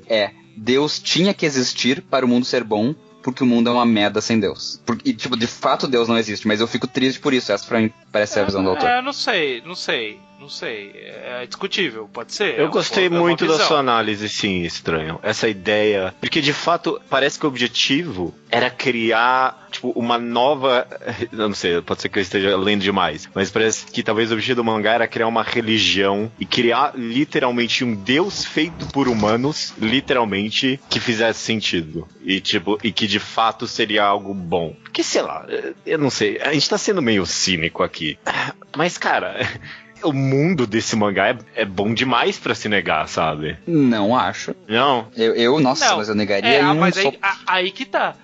Você negaria porque você tem uns insumos válidos pra poder fazer uma análise justa. E aí o Kai não teve os insumos válidos pra fazer essa análise justa. Mas só que eu acho que no final, o jeito que o mangá acaba é muito feliz pra ser essa a opinião do mangá. Tipo, o Kai no final... Muito feliz, a menina... Ficou 50 anos fazendo um jardim pra lembrar do rosto do cara. O cara só sumiu da vida dela, mas só que, tipo, quando o Kai some, ele parece que tá, tipo, orgulhoso do que ele fez. Ele parece que ele tá satisfeito. Tipo, eu acho que parece ele. Ele tá muito melancólico quando ele morre. Ele tá muito melancólico, ele não queria morrer. Mas pela morte, não pela decisão que ele tomou. Ele acha que ele tomou a decisão certa. Eu acho que se ele focasse na decisão do Kai, tipo, mostrasse que ele tá triste com o que ele teve que fazer, mas entender a necessidade, aí seria mais o mangá também pra mim mostra muito do problema. Se tem um grande comentário sobre religião pra mim também é o problema do fanatismo religioso extremo. Tipo, você tem um problema nessa sociedade, é justamente isso, sabe? Que é mostrado na relação da Pipi com o Kai. Porque, tipo, o cara era tão religioso, mas tão religioso, que ele acabou machucando as pessoas em volta dele, sabe? Ele não viu a pessoa que amava ele, sabe? Mas tu acha que no fim o mangá faz esse julgamento dele? Porque pra mim parece que no fim ele é um herói. Eu acho que meio que sim, porque a mesma conversa tem em cima da Pipi. Que ela era amava tão religiosamente essa figura do Kai que ela ficou literalmente insana. Então, pra mim, um dos quadros mais pesados desse mangá é ela abraçando o cadáver do Kai, e era um cadáver mesmo, e as pessoas estão em volta em choque, e pra mim isso é tipo uma pequena, não sei, talvez eu esteja lendo demais, né? Pra mim é uma pequena piscada do mangá pra falando, isso aqui tá meio cagado. Mas eu acho que o mangá, no fim, meio que tenta endeusar isso, não endeusar, mas deixar bonito isso. Tipo, parece que o amor da Pipa é uma coisa bonita, assim como o amor do Kai pela Mary. Tanto que a Mari, olha só, a Mari aparece no final com uma forma humana, dá um beijinho no Kai e vai embora. Tipo, isso não é uma coisa dizendo que ela é legal. Tipo, não é uma coisa, ela não aparece e fala, tipo, muito bom, te controlei, seu merda. Ela aparece, entendeu? Queridinha. E no final ela faz um jardim, eles acham bonito, choram. Mas o passarinho voando pro espaço. Isso não é triste. A impressão que eu tenho é que o mangá quer passar que a relação Pipi-Kai era algo bonito e que o Kai teve com a Mary foi alguma coisa estranha. Porque, tipo, ela aparece realmente, a figura da Mary aparece, dá um beijinho nele e vai embora, e aí no capítulo seguinte ele está extremamente melancólico e ele tá lamentando que ele vai deixar de existir e que ele existe apenas pra isso, sabe? Tipo, parece não parece, tipo, a consequência triste do fanatismo religioso extremo? Que o cara viveu só pra religião e aí quando acabou a religião ele morreu. Não, pra mim parece uma coisa melancólica de, tipo, cumprir meu objetivo e o final é assim, o final é triste, mas não quer dizer que é tipo despedida de Harry Potter, não quer dizer que é triste, entendeu? É melancólico porque é uma despedida, mas não pelo que ele fez. Ele não tá arrependido, ele não tá, sabe, ele não tá triste que esse mundo é assim, ele tá triste por causa dele, tipo, é uma tristeza egoísta, não é uma tristeza. Acho que eu não sei se vale a pena muito conversar, acho que a gente discorda meio que, sei lá, filosoficamente sobre essa questão, talvez. Mas eu acho que assim, não é discutível que ele, após ele terminar, ele até fala, inclusive, né, que tipo, após ele fazer a tarefa de girar a chave, a tarefa dele acabou, o objetivo dele desistir acabou, inclusive o amor pela Mary acabou, porque tipo, ele tinha cumprido o papel, ele fala isso, meu amor por ela acabou, e aí por isso que ele tá tão melancólico no final, porque ele finalmente pôde olhar pra tudo que aconteceu e ver que tipo, ele, não sei, aí pode ser interpretação, mas tipo, que ele meio foi que instrumento, que ele não pôde aproveitar de fato a vida, ele não pôde ficar com a Pip, ele não pôde falar a verdade pra Pip que ele ia desaparecer, ele teve que inventar essa história, tipo, ele percebeu o quão escroto foi do lado dele essa relação, então tipo, eu não vejo isso como um final feliz, eu vejo, sabe, tipo, caralho, eu me dediquei a vida inteira e agora eu vou acabar nessa melancolia bosta, ninguém vai saber o que aconteceu e é isso aí. Segue a vida, sabe? Segue a vida não, né? Desapareço. É isso que vai acontecer. Desapareço do universo. É que eu não consigo ver como uma coisa triste. Eu entendo que realmente não é feliz. Só olha pra cara dele, porra. Não é feliz. A cara dele desmancha. Mas, tipo, o que eu acho triste do ponto de vista de qualidade, não de qualidade filosófica, sei lá, é que ele tenta fazer parecer que tá certo girar a chave, entende? E ele mostra a Mari chorando como se fosse uma coisa, que errado que ele fez, e depois ela, queridinha, beijando ele, dando beijinho nele. Parece que ele quer mostrar que até aí amar a Mari estava certo. Eu acho que aí no capítulo seguinte, então, aí que tá. Aí ele tá mostrando, olha só que bonito, que interessante, ele cumpriu, voltou pro mundo maravilhoso, eu como Deus estou muito satisfeito. Vira a chave, vira o capítulo, eu tô na merda. Eu fui usado, eu não tenho mais nada, eu não sou ninguém, eu vou desaparecer porque eu não tenho mais propósito, sabe? É bonito até a página 2, literalmente. Sabe? Eu acho que eu entendo o seu ponto de vista, Leonardo, mas eu acho que talvez pra mim tá, de certa forma, a genialidade do mangá, que talvez até mesmo que seja não intencionalmente ter trazido a complexidade na análise assim, de você poder interpretar dessas duas formas, mesmo que não tenha sido intencional. É que eu acho que o meu problema mesmo é que essa análise que a gente tá fazendo tá vindo muito da gente. E tá vindo muito pouco do mangá. Isso não é bom? Não sei. É que tipo, eu acho que o mangá tá dizendo interessante, não sei se é bom. Tem que ver, tá vindo mais da gente do que do mangá, mas tem que ver se o mangá dá diferente da Mary, o mangá ele dá insumo pra gente poder dizer isso. Eu vejo no mangá todas as bases das nossas argumentações. O problema seria se tipo, a gente tivesse que estender muito a lógica pra poder chegar nesse sentido. É que eu não tô vendo a gente estendendo tanta lógica. Ele expõe conceitos muito interessantes, e é isso que a gente tá discutindo, mas eu acho que ele não... E não é que chega a respostas, mas eu acho que ele acaba sendo muito amplo com esses conceitos, sem ir pra alguma coisa mais... Ele deixa aberto todas as possibilidades, ele não toma um lado, nenhuma... Tipo, ele não tem uma conclusão. Não é nem que ele própria. toma o lado da ambiguidade, ele só não toma lado.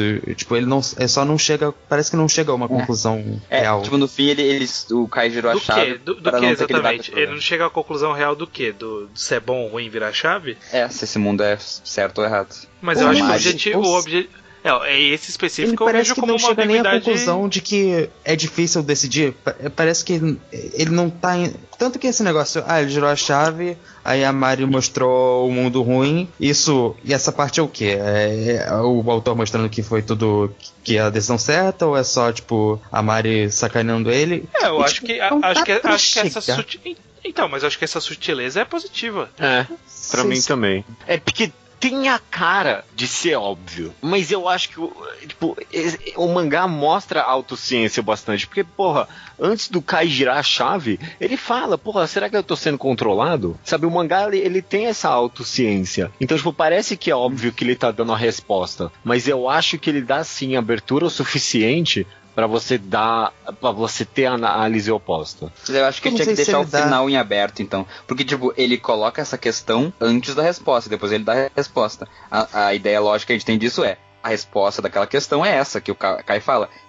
Não estava sob o efeito da música, eu fiz um erro, cometi um erro, e agora eu vou fazer a escolha certa. Então, tipo, por vir antes a questão dele, parece que o autor tá respondendo, entendeu? Se viesse depois, ou, tipo, deixasse em aberto, acho que daí teria essa interpretação. Mas nesse Esses caso... momentos não parecem... Essa abertura de interpretações que você falou, esses momentos, talvez pelo que o Leonardo falou, não parecem muito propositais, sabe? É só um resultado... Eu não sei... Não. É isso que me incomoda. Aí eu discordo. Tipo, na minha leitura, eu vi autociência bastante. Eu não sei se eu tô conseguindo explicar direito, mas é que o mangá inteiro, ele basicamente, ele tem 2 volumes e ele é quase só pra esses 2 capítulos dele girando a chave e essa discussão. Sim. E isso acaba sendo pouco, porque é realmente só esses 2 capítulos que o mangá representa. E ele acaba não explorando tanto assim, ficando só sobre esse lado aberto. Não, existe... Primeiro, eu discordo que, tipo, o mangá inteiro é só pra esses 2 capítulos, tipo, é o clímax. Tá exagerando um pouco. Todo clímax de história, tipo, você pode falar que é o Harry Potter, são 7 livros pra chegar na batalha de Hogwarts, sabe? Tipo, você pode falar isso. Tudo é construção pra o clímax. Então, mas é que funciona isoladamente os anteriores, né? Não, tipo, imagina esse mangá sem esse plot twist. Pô, cara, mas ele... É que as outras coisas do mangá não parecem tão relevantes.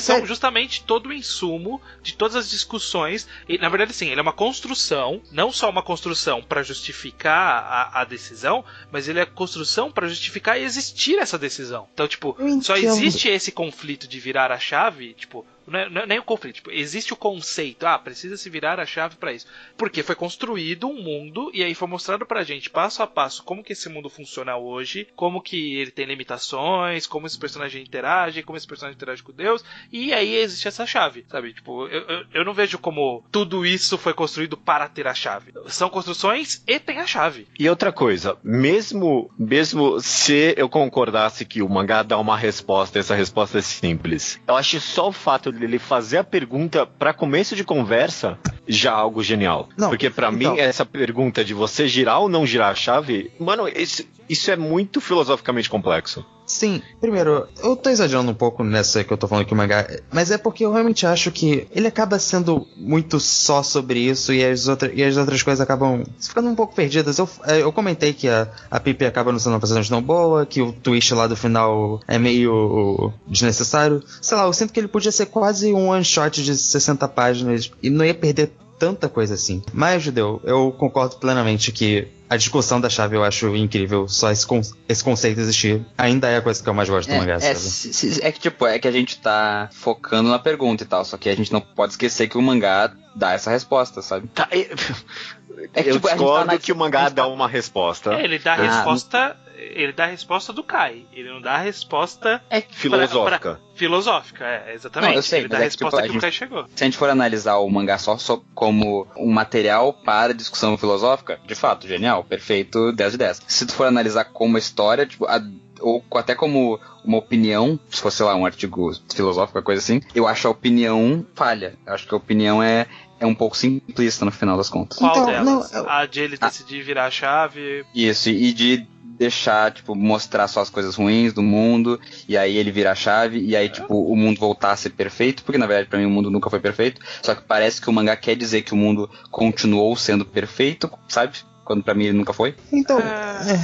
Ele continuou sendo igual ao que ele era antes. Ser perfeito ou não infere muitas discussões filosóficas nossas. Eu acho que a gente conversou muito. Acho que a gente conversou muito sobre a resposta do mangá. Se tem ou não tem uma resposta, como é que foi dada essa resposta, mas vamos conversar um pouco sobre a pergunta mesmo. Porque, eu só posso terminar então? Por favor. O que o Leandro falou, ele trocou por opinião, mas ele falou que talvez como narrativa não seja tão interessante. Esse é o meu problema. É isso que eu tava querendo dizer quando eu falei que tava tudo dedicado a isso. Parece que o mangá deixa pra lá muitas coisas da própria história pra se focar em fazer essa pergunta. Eu não consigo, tipo, ele acaba sendo... Ele só é essa pergunta em muitos aspectos. Eu tô exagerando um pouco. Mas, tipo, É, muitos detalhes da história acabam sendo deixados um pouco de lado. Ele é um setting interessante com uma pergunta. Pô, mas a gente interessante. falou da complexidade do Kai e da religião. A gente falou da complexidade do padre ali, desenvolvimento dele. A gente falou sobre como ele trabalha bem os personagens secundários de fundo, sobre, tipo, o design do mundo. Pô, eu não sei, acho meio injusto. falar que é só a chave. Mas É porque assim.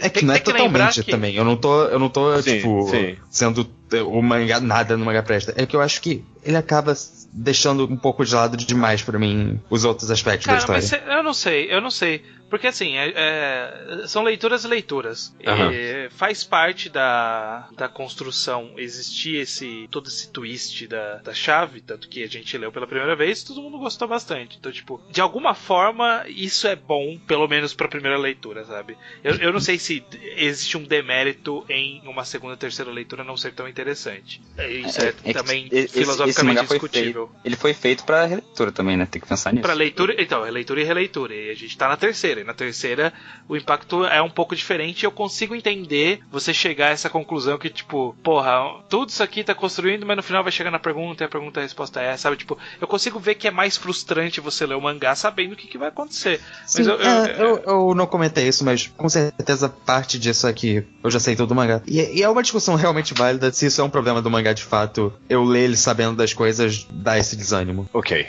Mas vocês girariam ou não a chave?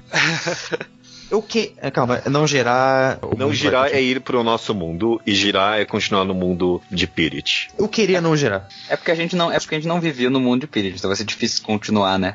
Tipo, a gente não sabe como vai viver lá. Eu continuaria no mundo de Pirit. Tu é um bosta. Eu queria muito não girar. Tipo, eu realmente... Toda a minha ideologia diz que não é pra girar, mas, sabe, eu vendo daquele mundo, sabe, eu penso que, porra, a gente estaria escapando de tanta coisa. Será que vale a pena? Mas eu não ia girar. Toda a minha ideologia diz que é pra não girar. Pra mim entra em conflito meio que duas ideologias, que, tipo, uma é que eu sou meio que contra o controle das pessoas, contra a ditadura, eu sou a favor da liberdade de expressão e tudo mais. O progresso tecnológico, tipo, totalmente... Exatamente. Ao mesmo tempo que eu acho que, tipo, livre-arbítrio é uma ilusão química do ser humano. Eu não acho que isso é algo que existe de verdade. Eu acho que é uma ilusão que a gente coloca. Então, tipo, você meio que barrar só as emoções negativas não é algo que eu necessariamente discordaria filosoficamente. Eu discordo disso politicamente. Então, tipo, pra mim meio que entra em conflito, tipo, a política e a filosofia nessa questão. É que se fosse... É como se o presidente fosse um deus. Como se ele realmente fosse um ser perfeito que a gente deve seguir. É porque eu acho que a pergunta real do mangá, num nível muito acima, é do que você abre mão pra você viver num mundo que todo mundo é feliz. E aí ele trouxe uma linha. Ele falou assim, ó, a linha é essa aqui. Essa linha você cruzaria pra alcançar, atingir isso? Então, tipo, ele deu uma delimitação. Essa é uma pergunta filosófica que todo mundo faria, né? Tipo, o que você abre mão pra poder, tipo, todo mundo ser feliz, sabe? Tipo, eu abro mão de trabalhar com o que eu gosto pra todo mundo ser feliz. Eu trabalho com um emprego merda, mas aí todo mundo é feliz, não tem problema. Eu não abro mão disso. Eu quero ter a liberdade de trabalhar com o que eu gosto, não sei. Cada um vai ter sua resposta. Aí, nesse caso específico, ele falou assim, ó, você vai ter que abrir mão disso tudo aqui, ó. Você tem que abrir mão de evolução tecnológica, você vai ter que abrir mão, talvez, do livre pensamento, né? A gente pode especular o quanto a Mary influencia a sua forma de pensar, mas com certeza seus sentimentos são influenciados. Você vai abrir mão de... É isso aí, você vai abrir mão dessas coisas, vai ter que viver desse jeitinho específico aqui. Quer ou não quer? E aí é um pouco complicado você chegar, tipo, a dar essa resposta, porque você... nunca viveu daquele jeitinho, né? A gente não viveu daquele jeitinho que ele propõe. Ó, você quer viver desse jeitinho? Eu não vou falar, porra, eu quero.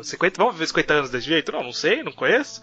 O que eu conheço agora... Então, eu sou meio que o Kai ao contrário. Eu vi o que tem de bom aqui desse... E eu vi o que é meio que de ruim no outro. E aí, não, vamos continuar nesse aqui então, porque, né, sei lá. Mas eu lembro da minha resposta do outro programa. Minha resposta era, eu ia virar a chave só pra eu não ter essa responsabilidade.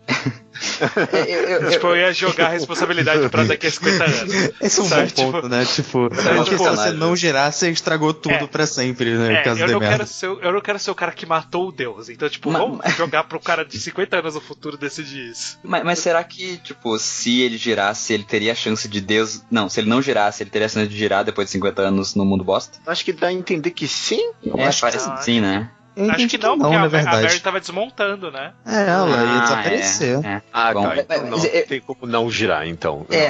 Não tem como não. Não, mas eu queria, pensando que pudesse desgirar, ou girar, enfim. Judeu, eu queria saber de ti. Pensa que essa sociedade, ela é escrota, tem escravos, as pessoas...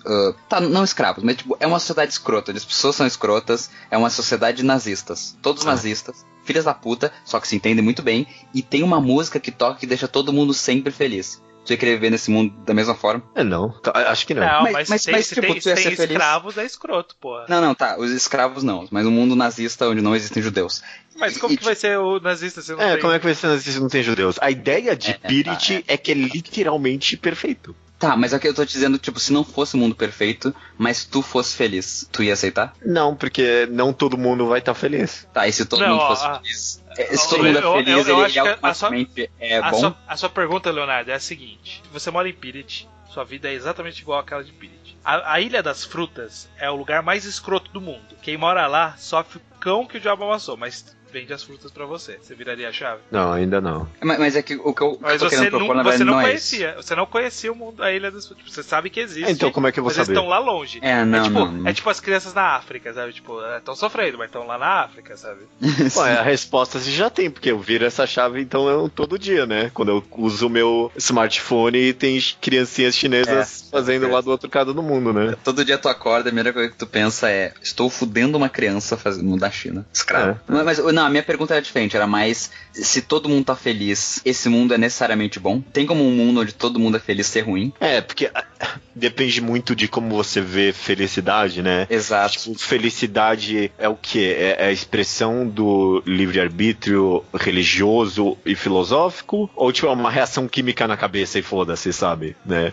Não só isso. Eu lembrei agora, rapidinho, só de Hoshino Samidare, eu lembrei agora, que a menina, tipo, ela quer desejar em Hoshino Samidare o mangá, você tem a possibilidade de fazer um desejo pro seu animal ali, blá blá blá. E a menina quer desejar que a família dela morra feliz, sabe? E aí o cara, você pode ter esse pedido, mas a única coisa que vai acontecer é que vai lançar um elemento químico ali na cabeça do seu pessoal, da sua família antes de morrer. É só isso que vai acontecer. E eles vão dar uma risadinha. Eles vão dar uma risadinha. Então acho que, tipo, depende muito de como você enxerga o que é felicidade. E mais que isso, tipo, depende muito do que tu enxerga de perfeito, porque o mundo perfeito é uma pessoa, tipo, se eu fosse criar um meu mundo perfeito, não ia ser igual a esse. E talvez o meu mundo perfeito fosse terrível pra uma pessoa como esse do mangá, eu nunca ia querer viver nesse mundo, porque eu achei, vendo aquela vida, eu não consegui... Acho que nem na primeira leitura eu consegui gostar daquele mundo. Parecia meio esquisito pra mim desde sempre. Não sei porquê. Eu acho que talvez... O único problema é que talvez ia ficar chato depois de um... porque parece muito bom, mas parece chato depois de um tempo, talvez. É porque não vai ficar chato porque as pessoas não têm chatice. Sensação chata. Eu acho absurdo que o mangá, quando ela começa as coisas ficarem ruins, tipo, o Kai fala, as pessoas estão começando a ficar preguiçosas. Tipo, mano, ficar preguiçoso é uma delícia, é ótimo. Como é que o mundo que bosta é esse que não tem preguiça? Preguiça é um pecado, pô. Mas o que o Leonardo falou é verdade, né? Tipo, a gente tá comentando, tipo, daquele mundo, é a nossa visão daquele mundo. A gente, naquele mundo, a gente não sentiria os problemas daquele mundo. Então... É bizarro. Tipo, é uma ditadura, não tem... Pra mim não tem opção de girar essa chave, porque tu tá basicamente transformando a humanidade em zero, enquanto no nosso mundo pode talvez virar -1, pode virar -66, mas também pode virar 1, pode virar 10, pode virar 100, tipo, a gente tem a possibilidade, eles não têm, eles vão ser a mesma coisa pra sempre, e aí, tipo, perde o sentido de existir se tu não vai nunca chegar a lugar nenhum. O maluco alguém que nunca sentiu, tipo, preguiça, gula, inveja e tudo isso, com o girar de uma chave começa a sentir, a cabeça da pessoa tinha que explodir, né? Tipo, porque se ela nunca teve essas reações químicas no cérebro dela, no momento que ela... tipo... Mas acho que a ideia é que, tipo, eles tinham, só que era tão, tipo, reduzido que nunca ia muito longe. Ele fala isso, inclusive, que, tipo, todo mundo sempre teve, só que nunca foi forte o suficiente para as pessoas agirem a respeito. Era controlado antes de dar merda. A Mari provavelmente parava antes de ir muito longe. Sim, a pessoa olha, tipo, eu quero ficar com aquela menina, mas eu não vou fazer nada, porque, tipo, eu não posso, porque ela é casada, sei lá. Então eu vou ficar aqui de boa. Ele tinha um pensamento, mas ele logo se discordava. Eu queria dizer que o Leonardo me convenceu, e o Judeu me convenceu porque o argumento dele pra gerar a chave, tipo, não conta comigo, porque eu quero acreditar em livre-arbítrio. Então, eu não geraria também. Eu acho também que o Judeu é um filho da puta, na real. Porque, tipo... O quê? Que absurdo isso, tipo, livre-arbítrio é só uma invenção. Tipo, ok que é só uma invenção, mas sabe que é só uma invenção? Tudo é só uma invenção. Então se for pensar assim, entendeu? Nada faz sentido de nada. Não, é que, sei lá, não sei. Não. É porque, tipo, se tu for pensar que niilismo, ó, tô maluco. Tu vai pensar que livre-arbítrio não existe, tipo, ele existe porque a gente criou ele, entendeu? Que nem a Mari, ela foi criada, mas não quer dizer que ela não existe. Eu só tô falando que, tipo, filosoficamente, na essência não tem um problema com isso. Em tese, de você controlar as emoções de uma pessoa. Porque você teria problema com isso mais na base justamente da existência do livre-arbítrio, entendeu? Só que, tipo, como eu não acredito necessariamente em livre-arbítrio, eu não vejo isso essencialmente como um problema filosófico. Eu vejo isso como um problema político, talvez, entendeu? Sim, esse é o meu ponto. A gente precisa discutir mais sobre isso, eu e tu, Judeu. Porque pra mim, eu acho que o que eu tô sentindo agora é tipo o que as pessoas sentem quando eu digo que eu não acredito em Deus, alguém muito religioso. A pessoa diz, como que essa pessoa vive sem acreditar em Deus? E agora eu tô pensando, como que tu vive sem acreditar em livre-arbítrio? Como é que tu acorda de manhã, sei lá? Eu acho que, eu juro que essa discussão já aconteceu em algum lugar na internet, eu tenho certeza disso. Eu tenho certeza. Não, e eu tô um pouco mais do lado judeu aqui, Leonardo. Você tem um livre-arbítrio até um ponto, né? Tipo, não, eu não acredito que a gente tenha livre-arbítrio, mas... Na forma como a nossa sociedade existe... Isso. Eu acho que não faz. Eu acho uma boa. Eu quero. Não. Não. Mas é isso aí. Não, mas eu queria acreditar em livre-arbítrio, então, tipo, eu quero, então eu acredito, basicamente. Eu acho que tu tem eu prefiro viver achando que existe. Eu prefiro 50% de livre-arbítrio do que 0% de livre-arbítrio, é isso. Não, e tipo, eu só quero acreditar em livre-arbítrio, tipo, ter essa noção, porque eu entendo que é tudo falso. Você não quer ter o poder de escolha, você quer achar que tem o poder de escolha, esse que é o importante. E também não é como se em algum momento eu conseguisse me convencer de que fato eu sei isso, mas eu não tenho controle sobre, tipo, o meu livre-arbítrio, é isso que eu tô falando. É muito complexo isso, cara, puta que pariu. Não dá pra conversar. Por outro lado, não faz nem muita diferença, porque o lado controlado vai estar tantas camadas acima de você que você nunca vai saber exatamente. Tipo, eu acho que o cérebro humano é tão bom em se convencer de que ele de fato tem livre-arbítrio, que em tese não tem diferença nenhuma eu acreditar que não existe.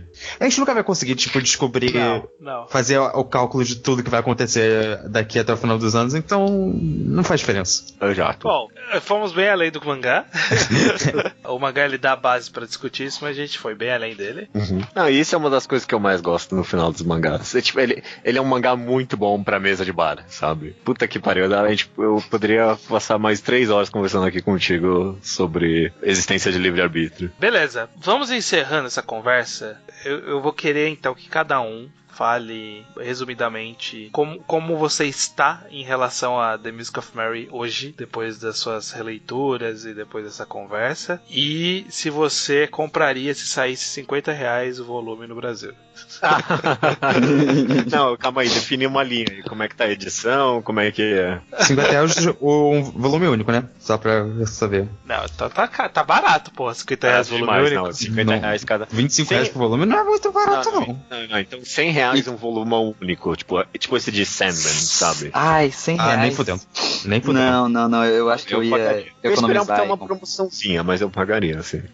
Teria que ser uma promoção grande demais. Cada um fala dessa vez. São Sandman R$100 com os 2 volumes juntos. Começando pelo Leonardo. Eu pagaria R$100 numa promoção, provavelmente. Ou pediria de Natal, alguma coisa assim. Mas tinha que ser uma capa dura bonita, né? Assim, não... Sim. De qualidade decente, ok. O que mais que eu tenho que falar? Sua posição atual sobre The Music of Mary. Eu achava, quando eu li o mangá, eu acabei pensando, meu Deus do céu, esse é o melhor mangá do mundo. E na segunda leitura eu pensei, esse realmente é o melhor mangá do mundo. Não é meu mangá preferido, mas é o melhor mangá que eu já li. E na terceira vez eu pensei, é só 10 de 10. Então, tipo, eu gosto bastante, só que eu comecei a ver ele como... Antes eu endeusava, pra mim era tipo, nossa, o melhor mangá da história. E agora eu acho muito bom, e é isso aí. É porque eu pensava que ele traduzia muito bem um pensamento filosófico que eu tinha na época. E aí hoje em dia eu amadureci talvez as ideias e comecei a perceber que não é tão genial assim a parte filosófica, como eu falei aqui. Na época eu era mais... Tipo, eu quase concordava com a ideia de girar a chave de uma forma literal e objetiva, assim, tipo, eu acho que o mundo seria melhor se fosse perfeito, se todo mundo fosse feliz. Só que daí eu percebi que felicidade não é tudo na vida e o mundo não vai ser perfeito pra todo mundo nunca. A não ser que, tipo, ele perca o sentido como é na história pra mim. Então é um mangá muito bom, mas não faltem a sua vida nele. Ok. Uma boa dica. Judeu. Já fui e voltei várias vezes com esse mangá, que nem eu falei. Já achei que era totalmente sobre ateísmo. Na época achei que era super religioso. Hoje em dia eu tô meio que num meio termo, entendendo mais pro ateísmo. A primeira leitura eu amei, a segunda eu amei. Depois uma terceira... Você não viu minha terceira releitura. Depois uma terceira caiu um pouquinho o desgosto. Mas hoje em dia... Hoje, quando eu fui reler, hoje ensaio de Mari, não. Puta, eu passei o programa inteiro sem fazer essa confusão.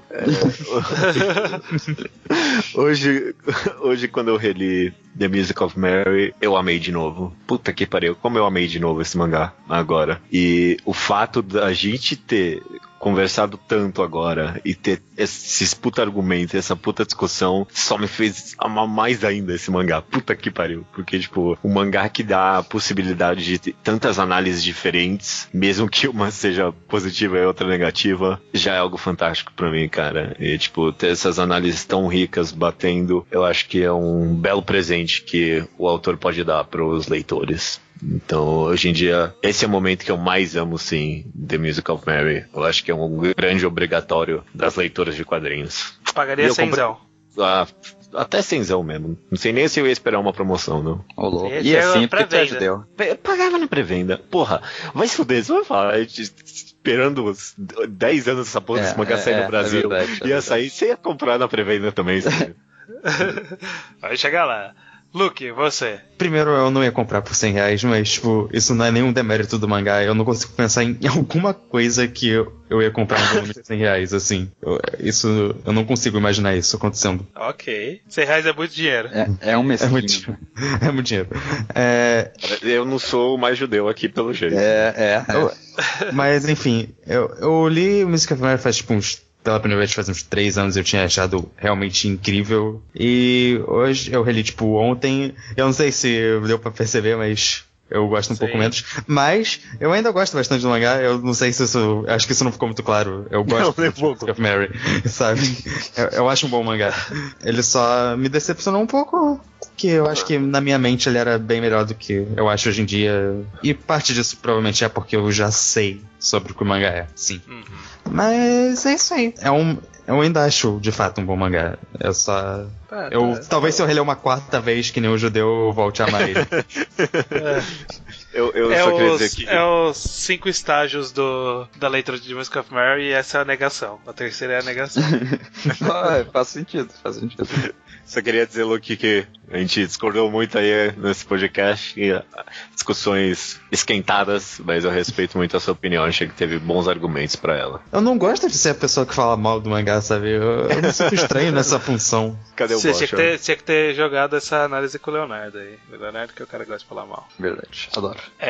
Eu pagaria 100zão. Eu sou... A primeira promoção que eu vi, se eu ia pegar. Provavelmente pré-venda da Amazon tem desconto, eu compraria com a pré-venda da Amazon. Eu acho que eu estou no momento mais sóbrio com The Music of Mary, como eu comentei no começo, né? Essa leitura, ela foi a mais sóbria de todas que eu tive. E ele fez... Eu acho que a minha conclusão é meio próxima da do Leonardo. Que eu endeusei muito esse mangá por muito tempo. E aí agora relendo... Eu não endeuso, porque eu acho besteira endeusar. Hoje em dia, principalmente com a minha postura atual de todas as leituras, tudo que eu vi na minha vida. Tipo, eu não consigo colocar nenhuma obra como um patamar inalcançável, inatingível, perfeito, 100%. E The Music of Mary, nessa releitura, eu vi o que impediria de eu achar isso, de fato. Mas ainda assim é um mangá que é muito bom. Tipo, é top de lista, top de recomendação. Eu recomendaria pra qualquer um. Saísse no Brasil, eu ia passar pro meu pai ler, ia passar, sei lá, ia emprestar pra todo mundo que desse pra emprestar. Ou emprestar não, porque foda-se, eu ia mandar comprar, porque eu ia sujar o meu. Muito dinheiro, né? Não, isso é uma edição bonitona, né? A gente falou de uma boa edição. Dá pra sair emprestando, não. Não sai de casa isso aí, não. Mas eu acho que ele é, sim, um bom mangá. a primeira leitura, a experiência de primeira leitura, ela é uma daquelas coisas que, tipo, eu nunca mais vou ter. A nossa vida é feita disso, né? Com consumos de arte de forma geral. Tudo que você gostou, tipo, nunca você vai repetir exatamente a mesma experiência da primeira leitura. E aqui do Mask of Mary ele acaba sendo um pouco mais, porque o plot twist ele tem um tchan a mais ali que sobe. Tipo, é uma boa leitura, só que pelo plot twist te joga um pouco mais pra cima, sabe? Então é uma experiência que nunca vai ter como reproduzir, mas eu guardo com carinho essa experiência e hoje relendo eu consigo ver que, tipo, existe qualidade no mangá além desse carinho inicial, sabe? Tipo, ele é um mangá bom mesmo assim, sabe? Teve todo o espectro aí de opiniões nesse podcast, né? Eu gosto muito quando é assim. Eu acho que, na verdade, tipo, vocês caíram a opinião de vocês, o Estranho Leonardo, pra minha opinião anterior. Porque eu sempre gostei do mangá um pouquinho menos que vocês. Ele nunca foi meu mangá favorito, nem nada do tipo. E aí vocês estão no nível que eu tava antes e agora eu caí um pouco mais. Entendi. Mas é interessante o que você falou. É extremamente recomendável, apesar de tudo, né? Eu acho super válido. Acho que qualquer pessoa poderia ler e gostar bastante do mangá.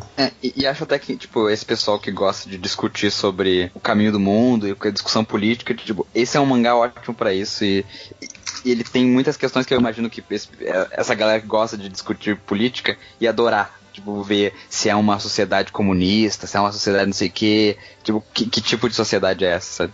Eu acho que seria um estudo bem interessante se fazer. Pirit é esquerda ou direita, né? Pelo amor de Deus. É muito religioso. Liberal ou conservador? Eu não sei. Eu também não sei. Vou pegar os personagens de The Mask of Mary e colocar no Political Compass. Mas isso é sempre muito bom. Acho que deveria ter um de todo mangá. Nossa, a Mari é tipo. É canto superior direito máximo, né? Sério? Canto superior esquerdo. Olha a discussão já nascendo aí, pessoal. O canto superior direito. Ou o Padre Gulli é o canto superior esquerdo. Não, a Mari quer criar toda uma igualdade autoritária naquele mundo. Bom.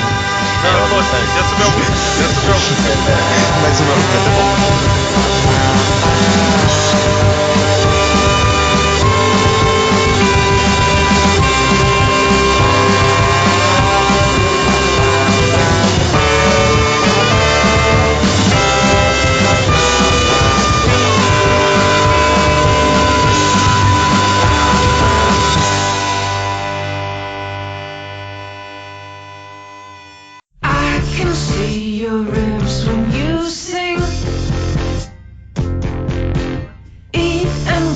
You be hungry. Human heart fold over me. Leitura de e-mails estranhos do episódio 213 Gun. Exato. E-mails que chegam no contato @alquadra.do e no site, comentários no site alquadra.do também. Recadinho da semana, não tem recadinho. Não, mentira. Tá chegando o reenquadrado de Hunter x Hunter de novo. Leia os próximos volumes. Isso, leia os próximos volumes, tá chegando. Isso vai ser do volume 5 ao 8. Exato.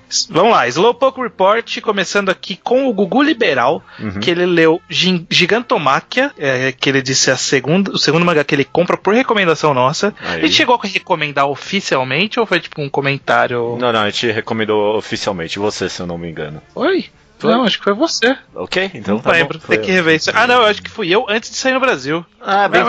Bem capaz. Né? E ele só pensou, isso é muito Miura. Quando ele viu o mangá. Ele gostou principalmente do world building. Era um bom mangá, um bom magazinho de um volume. Esse é um outro que passou por debaixo do radar de muita gente aqui no Brasil. Não sei se a galera foi atrás pra ler ou não. Não lembro de ter gerado buzz na época. É um bom volume pra se ter. Tipo, é gostosinho de se ler. E é impressionante a construção de mundo mesmo, sabe? Tipo, um volume só, o cara faz um puta trabalho e joga fora, sabe? Sei. Poderia muito bem continuar isso, mas não era vai. o intuito. O Lucas Avelino ouviu o programa há mais ou menos um ano e recomenda sempre que pode. É verdade, né? Tipo, a gente não fala isso, a gente pode falar ocasionalmente. Recomende para amigos o Mangá ao Quadrado, sabe? A gente não é muito bom em fazer marketing, né, próprio. Então, se vocês puderem fazer por a gente, eu agradeceria. Faça a roda girar, porque a gente é incapaz de fazer essa roda girar. Ele lembra do Tokashi e pergunta se existe chance da retrospectiva anual voltar. Ele comenta falar sobre as estreias e cancelamentos da Jump, que nem a gente fez nos primeiros. Sim. Eu acho difícil, porque eu tô com uma pouca paciência pra Jump, pra coisa nova da Jump, sabe? Cara, para 2017 talvez eu teria vontade, principalmente por causa desses inúmeros lançamentos que teve esse ano, e o mercado nacional tá meio que revigorado desde a última vez que a gente fez uma retrospectiva. Eu teria vontade em 2017 de fazer uma retrospectiva. Estamos com opiniões aí divergentes. Vamos ver como vai rolar isso. Vamos avaliar. Ele também sugere um podcast sobre a blogosfera de animes e mangá e quer saber se o preconceito com o Medaka Box já passou. Porque até o podcast que ele ouve, o 48, né, ele tá ouvindo cronologicamente, ele só lembra de ouvir o estranho reclamando no primeiro Talkcast, mas não sabe se a opinião mudou desde então sobre Medaka Box. Primeiramente, que podcast sobre a Blogosfera, né, e animes e mangás. Eu não faria um podcast sobre isso, mas se eu puder recomendar algumas pessoas aqui agora, ele mesmo comentou do Elfeliad. Eu gosto do pessoal que tá escrevendo ali agora, a Nath é amiga nossa aqui, mas ainda recomendo, mas espero que a Beta não escreve mais tanto lá. Acho que vale a pena mencionar o pessoal lá do... Por onde andará a Beta, né? Por onde andará. Acho que vale a pena mencionar o pessoal do Tanaka Senpai ali, pessoal gente boa. Eles são basicamente o que é o mangá ao quadrado de animes. Eu dou a eles a esse título. Não sei se você concorda tanto ou não. Eu não costumo ouvir, porque vira e mexe aparece um tema lá, eu olho e eu falo assim, isso aqui é anime. Aí eu pulo. Aí é sempre assim, aparece no meu feed do Facebook, porque eu tenho adicionado algumas das pessoas que participam. Sim. Aparece lá eles falando, olha aqui, esse é o novo podcast, eu olho, anime. Não, tu deixa. não é pra mim, né? Não, nunca é pra mim. Tem gente por aí fazendo bom trabalho, sim. Eu recomendo o VideoQuest. O Kitsune, de vez em quando, ele tá lançando uns vídeos de coisas que não são de animes, que eu vejo. E ele tá tendo umas opiniões interessantes lá também. Eles estão tentando manter uma periodicidade boa de comentários. Parece, eu vi por cima, eu não acompanhei, mas parece que agora, no programa que eles fazem dos mangás da Jump, eles acrescentaram o Promised Neverland. Então... é verdade, eles estão comentando o Promised Neverland. Finalmente, né? Sei lá, fica aí um leve comentário. Mas esse blogosfera de anime e mangá, eu sou uma negação pra saber o que tá rolando. Eu não renovo a minha road de acompanhar há muito tempo. Tempo. Eu vejo alguma coisa pipocando, nem sempre me empolgo. Hoje em dia eu ainda acompanho um novo que surgiu faz pouco tempo, é o Konoai Setsu. São duas meninas comentando obras yuri com romance lésbico em geral, eu recomendo também. Então, tem coisa surgindo. É que nem tudo dura muito, né? Que nem o mangá ao quadrado, que é imortal. Tudo que é imortal morre no final. Não, acho que não era essa a letra, acho que eu errei, né? Sobre Medaka Box, você não leu, né, Judeu? Não, ainda não. O Lucas, o Avelino, que é o cara que fez esse comentário, ele tá ouvindo sequencialmente o podcast. Então eu acho que até ele ouvir esse daqui vai demorar. É verdade, né? Possivelmente ele vai já ter ouvido lá no meio o meu rant quando eu terminei de ler Medaka Box. Eu não sei se eu cheguei a falar em programa ou não, ou só falei na vida pessoal. Não, tem vários programas que você tirou a oportunidade pra falar mal de Medaka Box. Porque não rolou não. Não.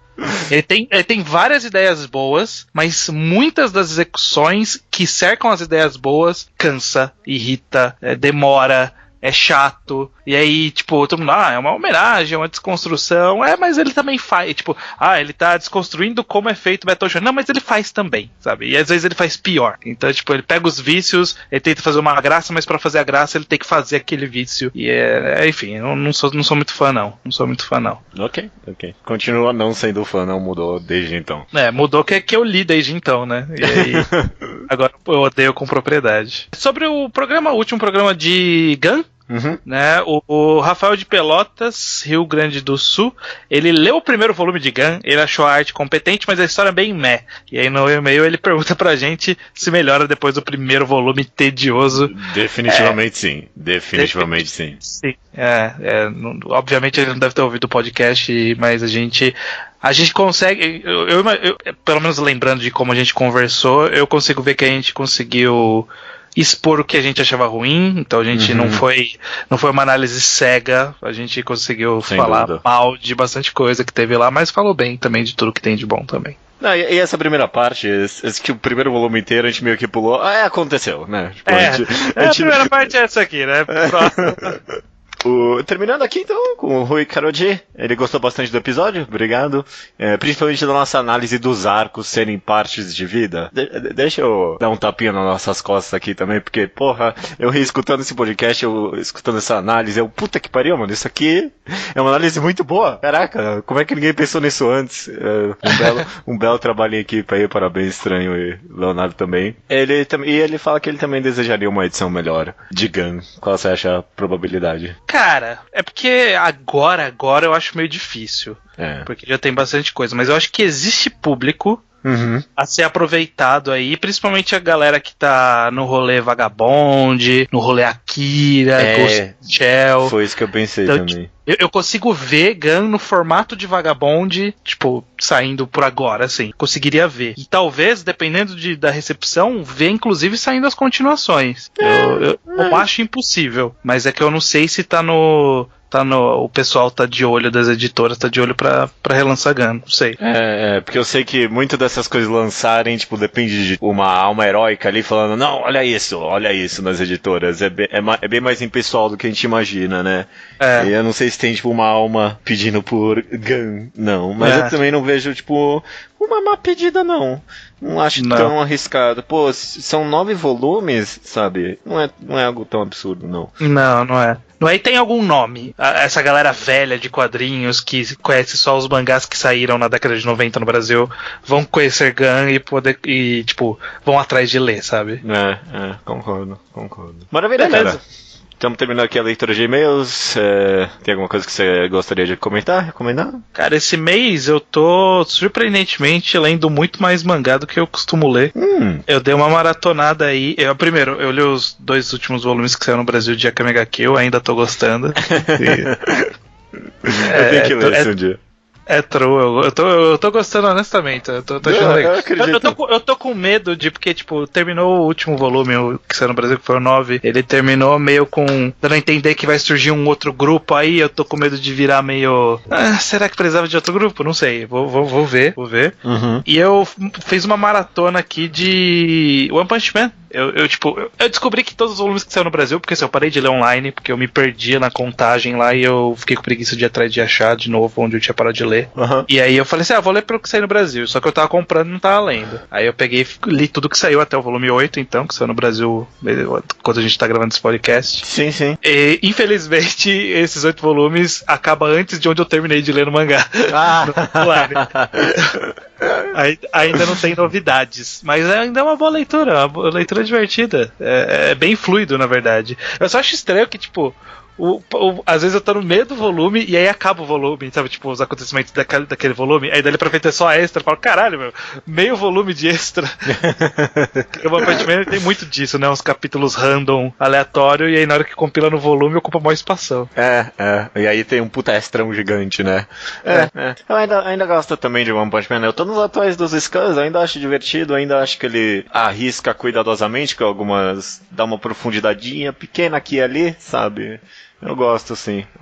Hoje em dia eu teria preferido muito mais se o desenhista, como é que é o nome dele? O Murata. O Murata tivesse pego Mob Psycho. O Mob Psycho, O Mob Psycho, eu gosto. É porque eu não consigo ler a versão mal desenhada, mas ela é boa até ali, sabe? One Punch Man não é bom na versão mal desenhada. Mob Psycho é. É uma pena que o Murata pegou a versão pior. Não escolheu corretamente. Justo. Deixa eu recomendar aqui só uma coisinha então, pra gente fechar. Faz tempo que eu li, eu joguei no Twitter. Mas essa é a recomendação mesmo? Ou é Não. É uma recomendação pra fechar a leitura de e-mails. Tá. Eu joguei no Twitter e não achei que ninguém ia pegar. Joguei ali de passagem, é algo que eu gostei muito, mas uma pessoa me falou que leu e gostou bastante, então vou jogar aqui também. Eu escutei, na verdade, o audiolivro Born a Crime, Nascido um Crime, a autobiografia do novo... como é que é o nome dele agora? Trevor Noah. Do Trevor Noah, exatamente, o novo host do Daily Show. E é profundo, é didático, é histórico, é engraçado, é emocionante, cara. É muito bom mesmo. Born a Crime. Eu escutei o audiolivro, eu dei pra minha irmã ler o livro, ela amou também. Eu ainda assim, eu recomendo escutar o audiolivro porque ele é narrado pelo próprio Trevor Noah. E ele tem uma narração fantástica, ele faz ótimos sotaques, ele tem umas vozes cômicas para alguns dos personagens do livro, e é só uma história muito emocionante desse cara que nasceu mestiço na África do Sul, na época do apartheid, de uma mãe negra e um pai branco, e aí, tipo, o conflito que ele teve por causa disso. É muito interessante, cara, é muito bom mesmo. Legal, interessante. Eu não tinha visto, não. Eu gosto um pouco, eu vira e mexe eu vejo algum vídeo dele no YouTube, tipo... Ele tá trilhando o caminho do John Oliver ali, né? Tentando fazer um programa similar. Ele tem um timing bom, mas, tipo, tá faltando alguma coisinha ali ainda. Tá faltando, não sei se é de roteirista. Eu sempre vejo os vídeos e fico, tipo... Podia ter ido um pouco mais, assim, sabe? Uhum. E ele também, ele não é completamente, tipo, natural, né? Ele parece um pouquinho robótico ainda no Daily Show. Eu não sou o maior fã do mundo dele, também não. Apesar de gostar, é claro. Mas, mano, nesse livro, ele tá afiadíssimo. É muito bom, cara. O audiobook você acha em lugares aí. Os lugares óbvios você vai achar ele pra baixar. Legal.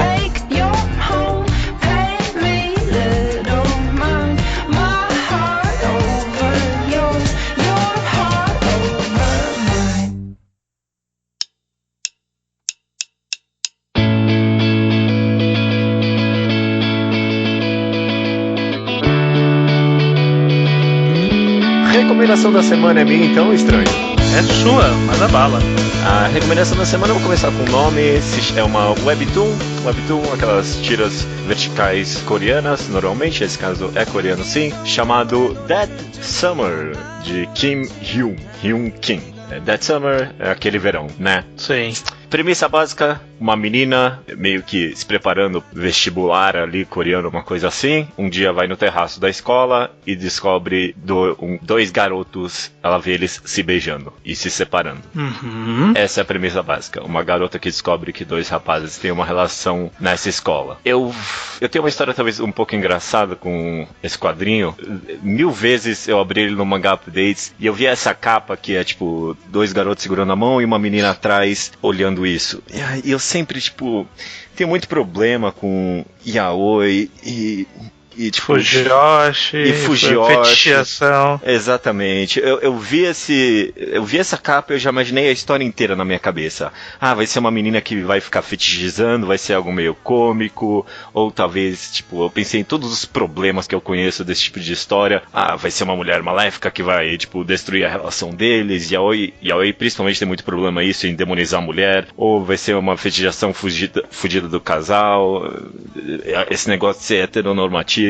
E quando eu comecei a ler, eu fui, tipo, tentando colocar essa história dentro de todos, tipo, os pacotes que eu conheço e tentando achar todos os problemas. E, tipo, ela me surpreendeu, porque ao mesmo tempo que eu conseguia colocar ela em caixas, em padrões que eu conheço desse tipo de história, o tempo todo ela saía de dentro deles, ou tipo, mudava de um pra outro, e aí quanto mais eu fui lendo, eu percebi que, tipo, eu tava tanto tentando, tipo, meio que achar problemas nessa história, que eu não percebi que, tipo, That Summer, ele quebra, tipo, tantos clichês de uma forma praticamente imperceptível, sabe? Quando eu tava muito avançado na história, eu olhei pra trás e vi, porra, essa história, ela é muito gostosa de se ler, ela tem personagens muito reais, ele trata todo mundo com extrema complexidade, e eu fiquei, tipo, embasbacado, sabe? Tipo, do quão sutilmente